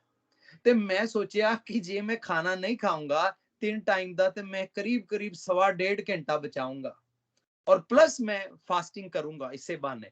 तो मैं वो टाइम बचाने लई ताकि मैं 6 बजे तो लेके 10 बजे तक ਜਿਹੜੇ मैं 21 दिन ਇੱਥੇ ਹੈਗਾ मैं ਵੱਧ ਤੋਂ ਵੱਧ परमेश्वर ਦਾ वचन सिख ला। तो इसे तरीके मेरा स्केड्यूल बनया सवेरे 6 बजे तो लेके राती 10 बजे तक प्रभु की हजूरी च बैठना, आराधना करना, वचन पढ़ना। परमेश्वर ने वचन का प्रकाशन मैनू देना शुरू कर दिता। लेकिन जो मैं नौकरी छड्ड के आया मैं अपनी लंडन वाली सिस्टर नू फोन किया। मेरी सिस्टर मैनू कहंदी है तैनू ना किसी ने हिप्नोटाइज कर लिया, तेनू ना किसी ने वशीकरण कर लिया है, किसी ने तेरा दिमाग घुमा दिता है, तू जिहड़ियां गल्लां कर रहा बड़ी अजीब है। उस दिन मैं बड़ा परेशान हो गया और मैं राती प्रभु को प्रार्थना की। मैं कहा प्रभु तुहाडे फरिश्ते बारे आज पास्टर जी ने दस्सिया है, प्रभु होण दिओ, भावें तुसी जाओ भावें तुहाडे फरिश्ते जान, कुछ भी करो मेरी भैन तुहानू जान जाए। अगले ही दिन मेरी सिस्टर दा मैनू फोन आया, उन्हें अपने दिल नू खोलिया और प्रभु यीशु मसीह नू अपनी जिंदगी दे दी। और मैं लंडन आया तो मेरे लिए थोड़ा जिहा आसान सी लेकिन सिस्टर लिए टफ सी। मेरे जीजा जी बड़े नाराज हुए। बाइबल से चुक के उन्होंने बाइबल ਬਾਹਰ ਕੀਤੀ। ਮੈਨੂੰ ਕਹਿੰਦੇ ਤੂੰ ਵਿਹਲਾ ਰਹਿਣਾ ਚਾਹੁੰਦਾ ਹੈ, ਤੂੰ ਜ਼ਿੰਦਗੀ 'ਚ ਕੋਈ ਕੰਮ ਨਹੀਂ ਕਰਨਾ ਚਾਹੁੰਦਾ, ਤੇਰੇ ਲਈ ਸਾਰੇ ਰਾਹ ਖੋਲ ਦਿੱਤੇ, ਆ ਮੇਰਾ ਇੱਕ ਘਰ ਹੈਗਾ, ਇੱਥੇ ਆ, ਸਾਰਿਆਂ ਨੂੰ ਲੈ ਆ, ਤੁਸੀਂ ਆ ਕੇ ਰਹੋ ਇੱਥੇ। ਪਰ ਮੇਰਾ ਇਰਾਦਾ ਨਹੀਂ ਬਦਲਿਆ। ਚਾਹੇ ਉਹਨਾਂ ਨੇ ਇਮੋਸ਼ਨਲੀ ਹੋ ਕੇ ਬੋਲਿਆ, ਚਾਹੇ ਉਹਨਾਂ ਨੇ ਗੁੱਸਾ ਕਰਕੇ ਬੋਲਿਆ, ਮੇਰਾ ਫੈਸਲਾ ਪੱਕਾ ਸੀ। ਮੈਂ ਕਿਹਾ ਪ੍ਰਭੂ ਹੁਣ ਮੈਂ ਤੁਹਾਡੇ ਪਿੱਛੇ ਚੱਲਣ ਦਾ ਫੈਸਲਾ ਕੀਤਾ ਹੈ, ਚਾਹੇ ਦੁਨੀਆ ਮੈਨੂੰ ਪਾਗਲ ਕਹੇ, ਮੂਰਖ ਕਹੇ, ਕੁਝ ਵੀ ਕਹੇ, ਹੁਣ ਮੈਂ ਪਿੱਛੇ ਮੁੜ ਕੇ ਨਹੀਂ ਦੇਖਾਂਗਾ। ਲੇਕਿਨ ਮੇਰਾ ਯੁੱਧ ਹੁਣ ਇੱਥੇ ਹੀ ਖਤਮ ਨਹੀਂ ਹੋਇਆ ਸੀ, ਅਜੇ ਮੈਂ ਵਾਪਸ ਜਾਣਾ ਹੈ। ਮੈਨੂੰ ਪਤਾ ਸੀ ਰਸਤਾ ਔਖਾ ਹੋਏਗਾ, ਪਰ ਮੇਰਾ ਫੈਸਲਾ ਅਟਲ ਸੀ। ਮੇਰੇ ਸੋਚ ਨਾਲੋਂ ਵੀ ਜ਼ਿਆਦਾ ਮੁਸ਼ਕਿਲ ਚੋਂ ਲੰਘਣਾ ਪਿਆ। ਮੇਰੇ ਕੋ ਕਿੰਨੀ ਵੱਡੀ ਜਾਇਦਾਦ ਸੀ, ਪਿੰਡ 'ਚ ਸਾਡੇ ਕੋ ਕਿੰਨੀ ਸਾਰੀ ਜ਼ਮੀਨ ਸੀ ਜੋ ਜੱਦੀ ਜਾਇਦਾਦ ਸੀ, ਕਿੰਨੀ ਜਾਇਦਾਦ ਤੇ ਮੇਰਾ ਹਿੱਸਾ ਸੀ। ਹੋਰ ਵੀ ਬਹੁਤ ਸਾਰੇ ਮਾਫੀਆ ਲੋਕ, ਅੰਮ੍ਰਿਤਸਰ ਜਿਹੜੀ ਮੇਰੀ ਸਭ ਤੋਂ ਵੱਡੀਆ ਕਲੋਨੀ 'ਚ ਕੋਠੀ ਸੀ, ਉਹਦੇ 'ਚ ਕਈ ਲੋਕ ਇਨਵੋਲਵ ਹੋ ਗਏ, ਕਈ ਰਿਸ਼ਤੇਦਾਰ ਖਿਲਾਫ ਆ ਗਏ। 2 ਸਾਲ ਮੈਨੂੰ ਬਹੁਤ ਸਾਰੀ ਮੁਸ਼ਕਲਾਂ ਚੋਂ ਨਿਕਲਣਾ ਪਿਆ। ਝੂਠੇ ਕੇਸ ਪਾ ਦਿੱਤੇ ਗਏ, ਮਾਫੀਆ ਇਨਵੋਲਵ ਹੋ ਗਏ, ਹਰ ਕੋਈ ਕਿਸੇ ਨਾ ਕਿਸੇ ਤਰੀਕੇ ਨਾਲ ਜਾਇਦਾਦ ਤੇ ਹਿੱਸਾ ਪਾਣਾ ਚਾਹੁੰਦਾ ਸੀ। ਲੇਕਿਨ ਮੇਰੀ ਪ੍ਰਭੂ ਨਾਲ ਕਮਿਟਮੈਂਟ ਪੱਕੀ ਸੀ। ਮੈਂ ਕਿਹਾ ਪ੍ਰਭੂ ਮੈਨੂੰ ਜਾਇਦਾਦ ਨਹੀਂ ਚਾਹੀਦੀ, ਮੇਰੀ ਜ਼ਿੰਦਗੀ ਉਦੋਂ ਹੀ ਸਫਲ ਹੋਏਗੀ ਜਦੋਂ ਮੈਂ ਤੁਹਾਡੀ ਮਰਜ਼ੀ ਨੂੰ ਪੂਰਾ ਕਰਦਾ ਔਰ ਉਸ ਕੰਮ ਨੂੰ ਪੂਰਾ ਕਰਨਾ ਜਿਹੜਾ ਕਰਨ ਲਈ ਤੁਸੀਂ ਮੈਨੂੰ ਬੁਲਾਇਆ। Hallelujah, hallelujah. ਮੈਂ ਸਭ ਕੁਝ ਅੰਮ੍ਰਿਤਸਰ ਸ਼ਹਿਰ ਤੋਂ ਛੱਡ ਕੇ ਪਠਾਨਕੋਟ ਸ਼ਿਫਟ ਹੋ ਗਿਆ।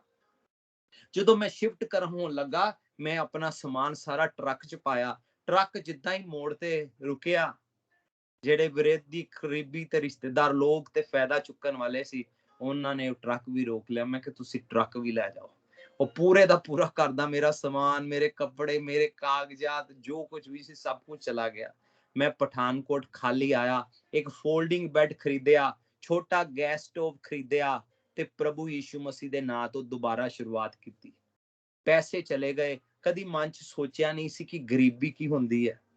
ਮੇਰਾ ਰੋਜ਼ ਦਾ ਫੂਡ ਕੀ ਸੀ, ਸਵੇਰੇ ਮੈਗੀ, ਦੁਪਹਿਰੇ ਮੈਗੀ, ਰਾਤੀ ਮੈਗੀ, ਔਰ ਛੋਟਾ ਜਿਹਾ ਰੂਮ, ਇੱਕ ਫੋਲਡਿੰਗ ਬੈੱਡ ਤੇ ਛੋਟਾ ਜਿਹਾ ਗੈਸ। ਹੋਰ ਮੈਨੂੰ ਕੁਝ ਵੀ ਨਹੀਂ ਆਂਦਾ ਹੈ।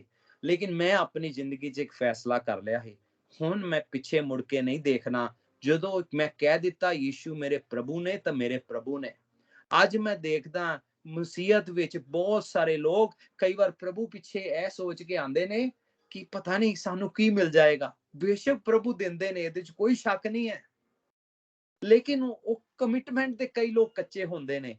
ਉਦਾਹਰਨ ਦੇ ਤੌਰ ਤੇ ਇੱਕ ਦਿਨ ਪ੍ਰਭੂ ਯੀਸ਼ੂ ਮਸੀਹ ਨੇ ਪਤਰਸ ਨੂੰ ਕਿਹਾ, ਜਾ ਆਪਣੀ ਕਿਸ਼ਤੀ ਡੂੰਘਾਈ 'ਚ ਲੈ ਜਾ। ਉਹਨੇ ਬਹੁਤ ਸਾਰੀ ਮੱਛੀਆਂ ਫੜ ਲੀਆਂ, ਇੰਨੀ ਜ਼ਿਆਦਾ ਮੱਛੀਆਂ ਹੀ ਤੇ ਸਾਥੀਆਂ ਨੂੰ ਵੀ ਬੁਲਾਇਆ, ਉਹਨਾਂ ਦੀ ਵੀ ਕਿਸ਼ਤੀ ਭਰ ਗਈ। ਤੇ ਪਤਰਸ ਪ੍ਰਭੂ ਯੀਸ਼ੂ ਮਸੀਹ ਮਗਰ ਹੋ ਗਿਆ। ਤੇ ਪਤਾ ਇੱਕ ਦਿਨ ਪ੍ਰਭੂ ਨੇ ਕੀ ਕਿਹਾ ਆਪਣੇ ਚੇਲਿਆਂ ਨੂੰ, ਤੁਸੀਂ ਮੇਰੇ ਪਿੱਛੇ ਕਿਉਂ ਆਉਂਦੇ ਹੋ? What do you seek? ਤੁਹਾਨੂੰ ਕੀ ਚਾਹੀਦਾ ਹੈ? What do you seek? ਪ੍ਰਭੂ ਨੇ ਕਿਹਾ, ਲੋਮੜੀਆਂ ਕੋਲ ਭੱਟ ਤੇ ਪੰਛੀਆਂ ਕੋ ਘੋਂਸਲੇ ਨੇ, ਮੇਰੇ ਕੋਲ ਸਰ ਛੁਪਾਉਣ ਦੀ ਕੋਈ ਜਗ੍ਹਾ ਨਹੀਂ ਹੈ। ਪ੍ਰਭੂ ਨੇ ਉਹਨਾਂ ਨੂੰ ਕਿਹਾ ਕਿ ਤੁਸੀਂ ਮੇਰੇ ਚੇਲੇ ਹੋਣ ਜਾ ਰਹੇ ਹੋ। ਦੂਜੇ ਸ਼ਬਦਾਂ ਵਿੱਚ, ਹੁਣ ਜੋ ਹੋਏਗਾ ਵੇਖੀ ਜਾਏਗਾ। ਤੁਹਾਡੀ ਕਮਿਟਮੈਂਟ ਐਸੀ ਹੋਣੀ ਚਾਹੀਦੀ ਆ ਕਿ ਪ੍ਰਭੂ ਸੁੱਖ ਆਏ ਜਾਂ ਦੁੱਖ ਆਏ, ਸ਼ਾਂਤੀ ਆਏ ਜਾਂ ਤੂਫਾਨ ਆਏ, ਅਸੀਂ ਜਾਣ ਗਏ ਹਾਂ ਕਿ ਹਮੇਸ਼ਾ ਦੀ ਜ਼ਿੰਦਗੀ ਤੁਹਾਡੇ ਕੋਲ ਹੀ ਹੈ। ਤੁਹਾਨੂੰ ਦੱਸਾਂ, ਇੱਕ ਦਿਨ 70-72 ਲੋਕ ਸੀ, ਪ੍ਰਭੂ ਯੀਸ਼ੂ ਮਸੀਹ ਨੇ ਉਹਨਾਂ ਨੂੰ ਭੇਜਿਆ। ਉਹ ਵਾਪਸ ਆਏ, ਬਹੁਤ ਸਾਰੇ ਦੁਸ਼ਟ ਆਤਮਾ ਕੱਢ ਕੇ, ਬੜੇ ਖੁਸ਼ ਸੀਗੇ, ਬੜੇ ਆਨੰਦਿਤ ਸੀ। ਔਰ ਜਦੋਂ ਇੱਕ ਕੁਝ ਸਮੇਂ ਬਾਅਦ ਪ੍ਰਭੂ ਨੇ ਕੋਈ ਐਸੀ ਗੱਲ ਕਹੀ ਨਾ ਜਿਹੜੀ ਉਹਨਾਂ ਨੂੰ ਔਖੀ ਲੱਗੀ, ਪ੍ਰਭੂ ਯੀਸ਼ੂ ਮਸੀਹ ਨੂੰ ਛੱਡ ਕੇ ਚਲ ਗਏ। ਦੁਸ਼ਟ ਆਤਮਾ ਕੱਢਣ ਵਾਲੇ ਛੱਡ ਕੇ ਚਲ ਗਏ। ਉਹ ਜਿਹੜੇ ਗਵਾਹੀਆਂ ਲੈ ਕੇ ਆਂਦੇ ਸੀ, ਜੀ ਅਸੀਂ ਪ੍ਰਾਰਥਨਾ ਕੀਤੀ, ਪ੍ਰਭੂ ਨੇ ਕੰਮ ਕੀਤਾ। ਗਵਾਹੀਆਂ ਲਿਆਉਣ ਵਾਲੇ ਵੀ ਜਦੋਂ ਮੁਸ਼ਕਿਲ ਗੱਲ ਕਹਿਤੀ ਨਾ ਪ੍ਰਭੂ ਨੇ, ਉਹ ਵੀ ਪ੍ਰਭੂ ਨੂੰ ਛੱਡ ਕੇ ਚਲੇ ਗਏ। ਪ੍ਰਭੂ ਨੇ ਪਤਰਸ ਨੂੰ ਕਿਹਾ, ਤੂੰ ਵੀ ਚਲੇ ਜਾ। ਪਤਰਸ ਕਹਿੰਦਾ, ਪ੍ਰਭੂ ਤੁਹਾਨੂੰ ਛੱਡ ਕੇ ਕਿੱਥੇ ਜਾਵਾਂ, ਤੁਹਾਡੇ ਤੋਂ ਤਾਂ ਹਮੇਸ਼ਾ ਦੀ ਜ਼ਿੰਦਗੀ ਹੈ। ਉਹ ਇਸ ਗੱਲ ਨੂੰ ਸਮਝ ਗਿਆ ਸੀ, ਮੇਰੀ ਸਮਝ ਵੀ ਆ ਗਈ ਸੀ। ਮੇਰੇ ਰਿਸ਼ਤੇਦਾਰਾਂ ਨੂੰ ਸਮਝ ਨਾ ਆਵੇ, ਮੇਰੇ ਦੋਸਤਾਂ ਨੂੰ ਸਮਝ ਨਾ ਆਵੇ, ਮੇਰੇ ਵਿਰੋਧੀਆਂ ਨੂੰ ਸਮਝ ਨਾ ਆਵੇ ਕਿ ਇਹ ਚੱਕਰ ਕੀ ਹੈ, ਇਹਨੂੰ ਐਡਾ ਸਤਾਇਆ ਗਿਆ, ਐਡਾ ਪਰੇਸ਼ਾਨ ਹੋਇਆ। ਉਹ ਜਿਹੜਾ ਜ਼ਿੰਦਗੀ 'ਚ ਪੈਸੇ ਦਾ ਮਜ਼ਾ ਉਠਾਉਂਦਾ ਹੈ, ਹੁਣ ਉਹਦੇ ਕੋਲ ਸਭ ਕੁਝ ਚਲਾ ਗਿਆ, ਫਿਰ ਵੀ ਪ੍ਰਭੂ ਪਿੱਛੇ ਕਿਉਂ ਨਹੀਂ ਚੱਲ ਰਿਹਾ? ਇੱਕ ਹੁੰਦਾ ਨਾ ਇਲਜ਼ਾਮ ਲੱਗ ਜਾਂਦੇ ਆ ਕਿ ਪੈਸੇ ਮਿਲੇ ਹੋਣਗੇ ਇਸੇ ਲਈ ਪ੍ਰਭੂ ਪਿੱਛੇ ਚੱਲ ਗਏ। ਮੇਰੀ ਸਟੋਰੀ ਉਲਟੀ ਸੀ। ਮੇਰਾ ਕਿਸੇ ਨੂੰ ਨਹੀਂ ਸਮਝ ਲੱਗਦਾ ਸੀ ਕਿਉਂਕਿ ਕੋਈ ਕਹਿ ਹੀ ਨਹੀਂ ਸਕਦਾ ਕਿ ਪੈਸੇ ਮਿਲੇ ਹੋਣਗੇ, ਕਿਉਂਕਿ ਸਭ ਨੂੰ ਪਤਾ ਇਹਦੇ ਕੋਲ ਸਭ ਕੁਝ ਸੀ। ਇਹ ਵਿਦੇਸ਼ ਬੈਠਾ ਸੀ, ਅੰਮ੍ਰਿਤਸਰ ਇੰਨੀ ਵੱਡੀ ਕੋਠੀ ਸੀ, ਪਿੰਡ 'ਚ ਕਿੰਨੀ ਜ਼ਮੀਨ ਜਾਇਦਾਦ ਸੀ, ਸਭ ਨੂੰ ਮੇਰਾ ਪਤਾ ਸੀ ਸਟੋਰੀ।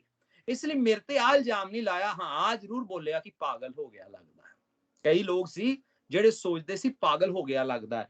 ਪ੍ਰਭੂ ਯੀਸ਼ੂ ਮਸੀਹ ਦੇ ਨਾਲ ਵੀ ਇਦਾਂ ਹੋਇਆ। ਇੱਕ ਦਿਨ ਉਹਨਾਂ ਨੂੰ ਵੀ ਕਈਆਂ ਨੇ ਕਿਹਾ ਹੈ ਲੱਗਦਾ ਹੈ ਪਾਗਲ ਹੋ ਗਿਆ, ਲੇਕਿਨ ਪ੍ਰਭੂ ਯੀਸ਼ੂ ਮਸੀਹ ਆਪਣੇ ਮਕਸਦ ਤੋਂ ਨਹੀਂ ਹਟੇ। ਕੁਝ ਵੀ ਹੋ ਜਾਏ ਸਾਨੂੰ ਉਸ ਮਕਸਦ ਤੇ ਲਗੇ ਰਹਿਣਾ ਹੈ ਜਿਹਦੇ ਲਈ ਪਰਮੇਸ਼ਰ ਨੇ ਸਾਨੂੰ ਸੱਦਿਆ ਹੈ। ਆਮੇਨ। ਤੋ ਇਸ ਤਰੀਕੇ ਮੇਰੀ ਜ਼ਿੰਦਗੀ 'ਚ ਇਦਾਂ ਦੀ ਆਗਾਜ਼ ਹੋਇਆ। ਮੇਰੇ ਕੋਲ ਕੋਈ ਗਵਾਹੀ ਨਹੀਂ ਸੀ ਇਦਾਂ ਦੀ ਜੀ ਮੈਂ ਦੇਖੋ ਇੰਗਲੈਂਡ ਆਇਆ, ਪ੍ਰਭੂ ਯੀਸ਼ੂ ਮਸੀਹ ਨੇ ਵੀਜ਼ਾ ਲਵਾਤਾ। ਉਹ ਮੇਰੇ ਕੋਲ ਤਾਂ ਪਹਿਲੇ ਹੀ ਸੀ, ਪ੍ਰਭੂ ਯੀਸ਼ੂ ਮਸੀਹ ਨੇ ਛੁਡਾ ਦਿੱਤਾ। ਮੇਰੇ ਕੋਲ ਕੋਈ ਆ ਗਵਾਹੀ ਨਹੀਂ ਸੀ ਕਿ ਦੇਖੋ ਪ੍ਰਭੂ ਯੀਸ਼ੂ ਮਸੀਹ ਨੇ ਮੈਨੂੰ ਲੱਖਾਪਤੀ ਬਣਾਤਾ, ਕਰੋੜਾਪਤੀ ਬਣਾਤਾ। ਮੇਰੇ ਕੋ ਤਾਂ ਉਲਟਾ ਮੇਰਾ ਗਵਾਹੀ ਸੀ। ਮੇਰੇ ਕੋ ਤਾਂ ਸਭ ਕੁਝ ਸੀ, ਲੇਕਿਨ ਮੇਰੇ ਕੋਲ ਉਹ ਸਭ ਕੁਝ ਚਲਾ ਗਿਆ। ਮੇਰੀ ਕੁਝ ਸਮੇਂ ਲਈ ਸਿਹਤ ਵੀ ਬਹੁਤ ਡਾਊਨ ਹੋ ਗਈ ਕਿਉਂਕਿ ਪ੍ਰੈਸ਼ਰ ਬਹੁਤ ਸੀ। ਕਰੀਬ 9 ਕੇਸ ਮੇਰੇ ਖਿਲਾਫ ਝੂਠੇ ਪਾਏ ਗਏ। ਕਦੀ ਮੈਂ ਹਾਈ ਕੋਰਟ ਜਾ ਰਿਹਾ, ਕਦੀ ਲੋ ਕੋਰਟ ਜਾ ਰਿਹਾ, ਔਰ ਮੇਰੀ ਉਮਰ ਕਰੀਬ ਸਿਰਫ ਤੱਕ 22-23 ਸਾਲ ਦੀ ਸੀ। ਮੈਨੂੰ ਕੋਈ ਚੀਜ਼ਾਂ ਦੀ ਸਮਝ ਨਹੀਂ ਸੀ। ਬਿਲਕੁਲ ਕੱਲਾ, ਬਿਲਕੁਲ ਮੈਂ ਕੱਲਾ ਸੀ। ਮੈਂ ਹੀ ਤੇ ਮੇਰਾ ਪ੍ਰਭੂ ਸੀ। ਕਈ ਵਾਰ ਮੈਂ ਹਿੰਮਤ ਹਾਰ ਗਿਆ। ਐਸੇ ਵੀ ਸਮੇਂ ਸੀ ਕਈ ਵਾਰ ਮੈਂ ਜ਼ਮੀਨ ਤੇ ਡਿੱਗ ਜਾਂਦਾ ਸੀ ਔਰ ਮੈਂ ਪ੍ਰਭੂ ਨੂੰ ਕਹਿੰਦਾ ਸੀ ਪ੍ਰਭੂ ਮੈਂ ਨਹੀਂ ਹੁਣ ਕਰ ਸਕਦਾ। ਮੈਨੂੰ ਨਹੀਂ ਪਤਾ ਮੈਂ ਹੋਰ ਕਿੰਨੀ ਦੇਰ ਬਣਿਆ ਰਵਾਂ, ਲੇਕਿਨ ਜਦੋਂ ਮੈਂ ਸਵੇਰੇ ਉੱਠਦਾ ਸੀ ਫਿਰ ਪ੍ਰਭੂ ਮੈਨੂੰ ਨਵੀਂ ਤਾਜ਼ਗੀ ਨਾਲ ਭਰਦੇ ਸੀ, ਫਿਰ ਨਵੀਂ ਤਾਕਤ ਨਾਲ ਭਰਦੇ ਸੀ, ਫਿਰ ਨਵੀਂ ਹਿੰਮਤ ਔਰ ਜੋਸ਼ ਦਿੰਦੇ ਸੀ ਔਰ ਫਿਰ ਮੈਂ ਕਮਿਟਮੈਂਟ ਮਜ਼ਬੂਤ ਹੋ ਜਾਂਦਾ ਸੀ। ਮੈਂ ਕਹਿੰਦਾ ਹੈ ਨਹੀਂ, ਮੈਂ ਪਿੱਛੇ ਮੁੜ ਕੇ ਨਹੀਂ ਹਟੂੰਗਾ ਕਿਉਂਕਿ ਜਿਸ ਪਰਮੇਸ਼ਰ ਨੇ ਮੈਨੂੰ ਬੁਲਾਇਆ ਉਹ ਵਿਸ਼ਵਾਸਯੋਗ ਤੇ ਧਰਮੀ ਹੈ। ਪ੍ਰਭੂ ਮੇਰੀ ਜ਼ਿੰਦਗੀ ਦਾ ਮਕਸਦ ਕਰੋੜਾਪਤੀ ਬਣਨਾ ਨਹੀਂ ਹੈ। ਮੇਰੀ ਜ਼ਿੰਦਗੀ ਦਾ ਮਕਸਦ ਬਹੁਤ ਵੱਡਾ ਸ਼ਾਹੂਕਾਰ, ਅਮੀਰ, ਰਾਜਾ, ਮਹਾਰਾਜਾ ਜਾਂ ਮਸ਼ਹੂਰ ਬਣਨਾ ਨਹੀਂ ਹੈ। ਮੇਰੀ ਜ਼ਿੰਦਗੀ ਦਾ ਮਕਸਦ ਮੈਨੂੰ ਪਤਾ ਲੱਗ ਗਿਆ, ਜੋ ਕੰਮ ਤੁਸੀਂ ਮੈਨੂੰ ਦਿੱਤਾ ਹੈ ਉਹਨੂੰ ਪੂਰਾ ਕਰਨਾ ਹੈ। ਪ੍ਰਭੂ ਯੀਸ਼ੂ ਮਸੀਹ ਨੂੰ ਜਿਹੜਾ ਕੰਮ ਸੌਂਪਿਆ ਗਿਆ ਸੀ ਪ੍ਰਭੂ ਨੇ ਪੂਰਾ ਕੀਤਾ। ਪ੍ਰਭੂ ਯੀਸ਼ੂ ਮਸੀਹ ਨੇ ਪੂਰਾ, ਉਹ ਸ਼ਬਦ ਹੈ, ਸ਼ਬਦ ਜਿਸ ਕੰਮ ਲਈ ਭੇਜਿਆ ਜਾਂਦਾ ਉਸ ਕੰਮ ਨੂੰ ਪੂਰਾ ਕਰਦਾ ਹੈ। ਇਸੇ ਲਈ ਜਦੋਂ ਪ੍ਰਭੂ ਯੀਸ਼ੂ ਮਸੀਹ ਸਲੀਬ ਤੇ ਗਏ ਨਾ, ਪ੍ਰਭੂ ਨੇ ਕਿਹਾ ਪੂਰਾ ਹੋਇਆ। ਬਹੁਤ ਸਾਰੇ ਲੋਕ ਆਪਣੀ ਜ਼ਿੰਦਗੀ ਦੀ ਸਟੋਰੀ ਨੂੰ ਨਾ ਫਿਲਮਾਂ ਦੇ ਨਾਲ ਜੋੜਦੇ ਨੇ। ਖਾਸ ਕਰ ਮੈਂ ਉਹਨਾਂ ਲਈ ਕਹਿ ਰਿਹਾ ਜਿਹੜੇ ਪ੍ਰਭੂ ਚਾਹੁੰਦੇ ਨੇ। ਉਦਾਹਰਨ ਦੇ ਤੌਰ ਤੇ ਉਹ ਜਦੋਂ ਮੈਂ ਇਸ ਦੁਨੀਆ ਨੂੰ ਛੱਡਣਾ ਨਾ, ਮੇਰੇ ਕੋਲ 50 ਕਾਰਾਂ ਹੋਣੀਆਂ, ਮੇਰੇ ਕੋਲ 20 ਕਾਰਾਂ ਹੋਣੀਆਂ, ਮੇਰੇ ਕੋ ਨਾ ਉਸ ਟਾਈਮ ਤੱਕ 20 ਦੇਸ਼ਾਂ ਦੇ ਵੀਜ਼ੇ ਹੋਣੇ ਆ। ਉਦੋਂ ਤੱਕ ਮੈਂ ਪੂਰੀ ਦੁਨੀਆ ਦਾ ਚੱਕਰ ਕਾਟਾ ਨਾ, ਮਰਨ ਤੋਂ ਪਹਿਲੇ ਦੇਖਣਾ। ਲੇਕਿਨ ਪ੍ਰਭੂ ਯੀਸ਼ੂ ਮਸੀਹ ਦਾ ਮਕਸਦ ਸਲੀਬ ਤੇ ਪੂਰਾ ਹੋਇਆ। ਅਸੀਂ ਬਹੁਤ ਵਾਰ ਸੋਚਦੇ ਹਾਂ ਸ਼ਾਇਦ ਮਕਸਦ ਆਇਆ, ਸ਼ਾਇਦ ਮਕਸਦ ਉਹ ਆ। ਮਕਸਦ ਇੱਕੋ ਹੈ, ਪ੍ਰਭੂ ਦੀ ਮਰਜ਼ੀ ਪੂਰੀ ਹੋਵੇ, ਚਾਹੇ ਉਹ 20 ਦੇਸ਼ਾਂ ਦਾ ਚੱਕਰ ਲਾਉਣ ਤੋਂ ਬਾਅਦ ਹੋਵੇ, ਚਾਹੇ ਉਹ ਸਲੀਬ ਤੇ ਜਾ ਕੇ ਹੋਵੇ। ਸਾਡੀ ਜ਼ਿੰਦਗੀਆਂ ਤੋਂ ਪਰਮੇਸ਼ਰ ਦਾ ਮਕਸਦ ਪੂਰਾ ਹੋਣਾ ਚਾਹੀਦਾ ਹੈ। ਇਸੇ ਲਈ ਪਰਮੇਸ਼ਰ ਨੇ ਸਾਨੂੰ ਚੁਣਿਆ ਹੈ, ਇਸੇ ਲਈ ਬੁਲਾਇਆ ਹੈ, ਕਿਉਂਕਿ ਅੱਜ ਦੁਨੀਆ ਬਹੁਤ ਹਨੇਰੇ ਵਿੱਚ ਹੈ। ਲੋਕ ਪਰਮੇਸ਼ਰ ਨੂੰ ਨਹੀਂ ਜਾਣਦੇ, ਲੋਕ ਪਰਮੇਸ਼ਰ ਦੀ ਸਚਾਈ ਨੂੰ ਨਹੀਂ ਜਾਣਦੇ, ਲੋਕ ਪਰਮੇਸ਼ਰ ਦੇ ਪਿਆਰ ਨੂੰ ਨਹੀਂ ਜਾਣਦੇ। ਮੈਂ ਇੱਕ ਹੋਰ ਵਚਨ ਜੇ ਪੜਾਂਗਾ ਤਾਂ ਪ੍ਰਭੂ ਨੇ ਯਾਕੂਬ 2:19 ਚ ਕਿਹਾ, ਤੁਸੀਂ ਵਿਸ਼ਵਾਸ ਕਰਦੇ ਹੋ ਕਿ ਪਰਮੇਸ਼ਰ ਇੱਕ ਹੀ ਹੈ, ਤੁਸੀਂ ਚੰਗਾ ਕਰਦੇ ਹੋ। ਦੁਸ਼ਟ ਆਤਮਾ ਵੀ ਵਿਸ਼ਵਾਸ ਕਰਦਾ ਹੈ ਤੇ ਕੰਬਦਾ ਹੈ, ਹੈਨਾ। ਸੋ ਇੱਥੇ ਪ੍ਰਭੂ ਦੇ ਵਚਨਾਂ ਚ ਜਦੋਂ ਅਸੀਂ ਪੜ੍ਹਦੇ ਹਾਂ, ਇੱਥੇ ਲਿਖਿਆ ਸ਼ੈਤਾਨ ਵੀ ਵਿਸ਼ਵਾਸ ਕਰਦਾ, ਉਹਨੂੰ ਵੀ ਪਤਾ ਪ੍ਰਭੂ ਕੌਣ ਹੈ, ਉਹਨੂੰ ਵੀ ਪਤਾ ਯੀਸ਼ੂ ਪ੍ਰਭੂ ਹੈ ਔਰ ਕੰਬਦਾ ਵੀ ਹੈ, ਲੇਕਿਨ ਕਰਨੀ ਫਿਰ ਆਪਣੀ ਹੈ ਉਹਨੇ, ਹੈਨਾ। ਅਸੀਂ ਕਈ ਵਾਰ ਪੰਜਾਬ ਚ ਦੇਖਦੇ ਆ ਨਾ, ਕਈ ਵਾਰ ਮੈਂ ਦੇਖਦਾ ਹੁੰਦਾ ਸੀ ਜਦੋਂ ਮੈਂ ਪ੍ਰਭੂ ਚ ਵੀ ਨਹੀਂ ਸੀ, ਤਾਂ ਮੈਨੂੰ ਮੋਟਰਸਾਈਕਲ ਤੇ ਦੂਰ ਦੂਰ ਜਾਣ ਦਾ ਬੜਾ ਸ਼ੌਂਕ ਸੀ। ਤੇ ਅਕਸਰ ਜਦੋਂ ਜਾਂਦਾ ਸੀ ਟਰੱਕਾਂ ਪਿੱਛੇ ਲਿਖਿਆ ਹੁੰਦਾ ਸੀ, ਨਜ਼ਰ ਪੈ ਹੀ ਜਾਂਦੀ ਸੀ, ਹੈਨਾ। ਜਾਂ ਤਾਂ ਇਹ ਲਿਖਿਆ ਹੁੰਦਾ ਬੁਰੀ ਨਜ਼ਰ ਵਾਲੇ ਤੇਰਾ ਮੂੰਹ ਕਾਲਾ, ਹੈਨਾ। ਜਾਂ ਫਿਰ ਟਰੱਕਾਂ ਪਿੱਛੇ ਕੋਈ ਜੁੱਤੀ ਬਣੀ ਹੁੰਦੀ ਸੀ ਜਾਂ ਜੁੱਤੀ ਟੰਗੀ ਹੁੰਦੀ ਸੀ, ਜਾਂ ਫਿਰ ਜ਼ਿਆਦਾਤਰ ਟਰੱਕਾਂ ਪਿੱਛੇ ਲਿਖਿਆ ਹੁੰਦਾ ਸੀ ਰੱਬ ਕੋਲੋਂ ਡਰ ਬੰਦਿਆ। ਔਰ ਜਦੋਂ ਮੈਂ ਅੱਗੇ ਆਣਾ ਔਰ ਮੈਂ ਦੇਖਣਾ ਕਿ ਟਰੱਕ ਵਾਲਾ ਤਾਂ ਕਿਸੇ ਹੋਰ ਹੀ ਦੁਨੀਆ 'ਚ ਗਵਾਚਾ ਹੋਇਆ ਹੈ, ਹੈਨਾ। ਸੋ ਕਹਿਣ ਦਾ ਮਤਲਬ ਕੀ ਹੈ? ਲੋਕ ਕਹਿੰਦੇ ਅਸੀਂ ਰੱਬ ਤੋਂ ਡਰਦੇ ਆ, ਸ਼ੈਤਾਨ ਵੀ ਡਰਦਾ ਹੈ, ਔਰ ਬਾਈਬਲ 'ਚ ਲਿਖਿਆ ਕੰਬਦਾ ਹੈ, ਲੇਕਿਨ ਉਹ ਨਹੀਂ ਕਰੇਗਾ ਜੋ ਪ੍ਰਭੂ ਕਹਿੰਦੇ ਨੇ। ਲੇਕਿਨ ਜਿਹੜੇ ਪ੍ਰਭੂ ਦੇ ਚੇਲੇ ਨੇ, ਪ੍ਰਭੂ ਦੇ ਅਸਲੀ ਲੋਕ ਨੇ, ਜਿਹੜੇ ਪ੍ਰਭੂ ਦੇ ਸ਼ਾਗਿਰਦ ਨੇ, ਜਿਹੜੇ ਉਹਨਾਂ ਕੋ ਸਿੱਖਦੇ ਨੇ ਔਰ ਸਿੱਖ ਕੇ ਆਪਣੀ ਜ਼ਿੰਦਗੀ 'ਚ ਅਪਲਾਈ ਕਰਦੇ ਨੇ, ਉਹ ਨੇ ਪ੍ਰਭੂ ਦੇ ਸੱਚੇ ਚੇਲੇ। ਔਰ ਪਤਾ ਹੈ, ਪ੍ਰਭੂ ਯਿਸੂ ਮਸੀਹ ਆਪਣੇ ਚੇਲਿਆਂ ਤੋਂ ਕੁਝ ਚੀਜ਼ਾਂ ਦੀ ਚਾਹ ਰੱਖਦੇ ਨੇ, ਕੁਝ ਗੱਲਾਂ ਲਈ। ਲਿਖਣਾ ਚਾਹੁੰਦੇ ਹੋ ਲਿਖ ਲਓ, ਜੇ ਯਾਦਦਾਸ਼ਤ ਅੱਛੀ ਹੈ ਤੇ ਯਾਦ ਰੱਖਣਾ। ਪਹਿਲਾ ਪ੍ਰਭੂ ਦਾ ਚਾਹ ਇਹ ਹੈ ਆਪਣੇ ਚੇਲਿਆਂ ਕੋਲੋਂ ਕਿ ਤੁਸੀਂ ਮੈਨੂੰ ਸਭ ਤੋਂ ਵੱਧ ਕੇ ਪਿਆਰ ਕਰੋ, ਸਭ ਤੋਂ ਵੱਧ ਕੇ। ਤੁਹਾਡੇ ਮਾਂ-ਬਾਪ ਤੋਂ ਪਹਿਲਾਂ, ਤੁਹਾਡੇ ਭਰਾ ਭੈਣ ਤੋਂ ਪਹਿਲਾਂ, ਪਤੀ ਪਤਨੀ ਤੋਂ ਪਹਿਲਾਂ ਮੇਰੇ ਨਾਲ ਪਿਆਰ ਕਰੋ। ਅਸੀਂ ਦੇਖਦੇ ਹਾਂ ਬਹੁਤ ਸਾਰੇ ਲੋਕ ਪਹਿਲੇ ਬਾਕੀਆਂ ਨਾਲ, ਔਰ ਫਿਰ ਕਹਿੰਦੇ ਪ੍ਰਭੂ ਬਚਿਆ ਖੁਚਿਆ ਤੁਹਾਡੇ ਨਾਲ, ਹੈਨਾ, ਬਚਿਆ ਖੁਚਿਆ ਤੁਹਾਡੇ ਨਾਲ। ਲੇਕਿਨ ਪ੍ਰਭੂ ਚੇਲਿਆਂ ਤੋਂ ਚਾਹੁੰਦੇ ਨੇ ਸਭ ਤੋਂ ਪਹਿਲਾਂ ਪ੍ਰਭੂ, ਸਭ ਤੋਂ ਪਹਿਲਾਂ ਪ੍ਰਭੂ। ਅਸੀਂ ਆਪਣੀ ਜ਼ਿੰਦਗੀ ਵਿੱਚ ਸਭ ਤੋਂ ਪਹਿਲਾਂ ਪ੍ਰਭੂ ਜੀ ਨੂੰ ਮੌਕਾ ਦੇਣਾ। ਬਾਈਬਲ 'ਚ ਲਿਖਿਆ ਜੇ ਅਸੀਂ ਆਪਣੇ ਮਾਤਾ ਪਿਤਾ, ਭਾਈ ਭੈਣ ਨਾਲ, ਪ੍ਰਭੂ ਨੇ ਕਿਹਾ ਜੇ ਮੇਰੇ ਨਾਲ ਉਹ ਵੱਧ ਕੇ ਪਿਆਰ ਕਰੋਗੇ ਤੁਸੀਂ ਮੇਰੇ ਯੋਗ ਨਹੀਂ ਹੋ, ਤੁਸੀਂ ਫਿਰ ਮੇਰੇ ਚੇਲੇ ਕਹਾਏ ਜਾਣ ਵਾਲੇ ਨਹੀਂ ਹੋ। ਪ੍ਰਭੂ ਦੇ ਅਸਲੀ ਭਗਤ, ਅਸਲੀ ਚੇਲੇ ਜੋ ਨੇ, ਉਹ ਸਭ ਤੋਂ ਵੱਧ ਕੇ ਪ੍ਰਭੂ ਨਾਲ ਪਿਆਰ ਕਰਦੇ ਨੇ। ਜਦੋਂ ਮੈਂ ਪ੍ਰਭੂ ਦੇ ਰਾਹ ਤੇ ਚੱਲਿਆ, ਕਈ ਲੋਕ ਰੋਏ, ਕਈ ਮੇਰੇ ਰਿਸ਼ਤੇਦਾਰ ਰੋਏ, ਮੇਰੀ ਸਿਸਟਰ ਵੀ ਰੋਈ, ਮੇਰੇ ਜੀਜਾ ਵੀ ਬੜੇ ਪਰੇਸ਼ਾਨ ਹੋਏ। ਉਸ ਤੋਂ ਬਾਅਦ ਉੱਥੇ ਹੀ ਸਟੋਰੀ ਖਤਮ ਨਹੀਂ ਹੋਈ, ਇੰਡੀਆ ਜਾ ਕੇ ਵੀ, ਔਰ ਉਸ ਤੋਂ ਬਾਅਦ ਵੀ ਨਹੀਂ, ਕਈ ਸਾਲਾਂ ਤੱਕ।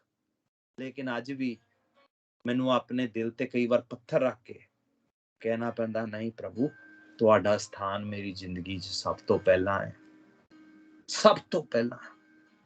ਮੇਰੇ ਦੋਸਤ ਮੇਰੇ ਨਾਲ ਨਾਰਾਜ਼ ਹੋਏ, ਮੇਰੇ ਦੋਸਤ ਮੇਰੇ ਨਾਲ ਰੁੱਸਦੇ ਸੀ, ਤੂੰ ਸਾਡੇ ਨਾਲ ਕਿਉਂ ਨਹੀਂ ਚੱਲਦਾ ਪਾਰਟੀਆਂ ਨੇ, ਕਿਉਂ ਤੂੰ ਸਾਡੇ ਨਾਲ ਦਾਰੂ ਪੀਣ ਨਹੀਂ ਜਾਂਦਾ, ਕਿਉਂ ਤੂੰ ਮੇਰੇ ਬੇਟੇ ਦੇ ਬਰਥਡੇ ਤੇ ਨਹੀਂ ਆਇਆ। ਮੈਨੂੰ ਪਤਾ ਹੀ ਮੈਂ ਚਲਾ ਗਿਆ, ਮੈਂ ਫਸ ਜਾਣਾ, ਉਹਨਾਂ ਨੇ ਡੀਜੇ ਲਾਇਆ ਤੇ ਮਾਹੌਲ ਉਦਾਂ ਦਾ ਹੋਣਾ ਹੈ, ਇਹਨਾਂ ਨੇ ਮੇਰੇ ਨਾਲ ਜ਼ਬਰਦਸਤੀ ਕਰਨੀ ਹੈ। ਮੈਂ ਆਪਣੇ ਬੈਸਟ ਫਰੈਂਡ ਦੇ ਬੇਟੇ ਦੇ ਬਰਥਡੇ ਤੇ ਨਹੀਂ ਗਿਆ, ਕਿਉਂਕਿ ਮੈਂ ਕਿਹਾ ਕਿ ਨਹੀਂ ਪ੍ਰਭੂ, ਮੈਂ ਰਿਸਕ ਨਹੀਂ ਲੈ ਸਕਦਾ, ਕਿਉਂਕਿ ਹੁਣ ਮੈਨੂੰ ਬੁੱਧੀ ਸਮਝ ਆ ਗਈ ਸੀ।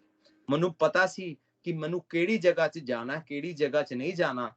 ਤੇ ਮੇਰੇ ਬੈਸਟ ਫਰੈਂਡ ਜਿਨ੍ਹਾਂ ਨਾਲ ਮੈਂ ਕਈ ਸਾਲ ਰਿਹਾ, ਦੁੱਖ ਸੁੱਖ 'ਚ ਹੀ ਇੱਕ ਦੂਸਰੇ ਦੇ ਨਾਲ ਰਹਿੰਦੇ ਸੀ, ਲੜਾਈ ਝਗੜੇ 'ਚ ਨਾਲ ਰਹਿੰਦੇ ਸੀ, ਘੁੰਮਣ ਫਿਰਨ ਵੇਲੇ ਅਸੀਂ ਨਾਲ ਰਹਿੰਦੇ ਸੀ।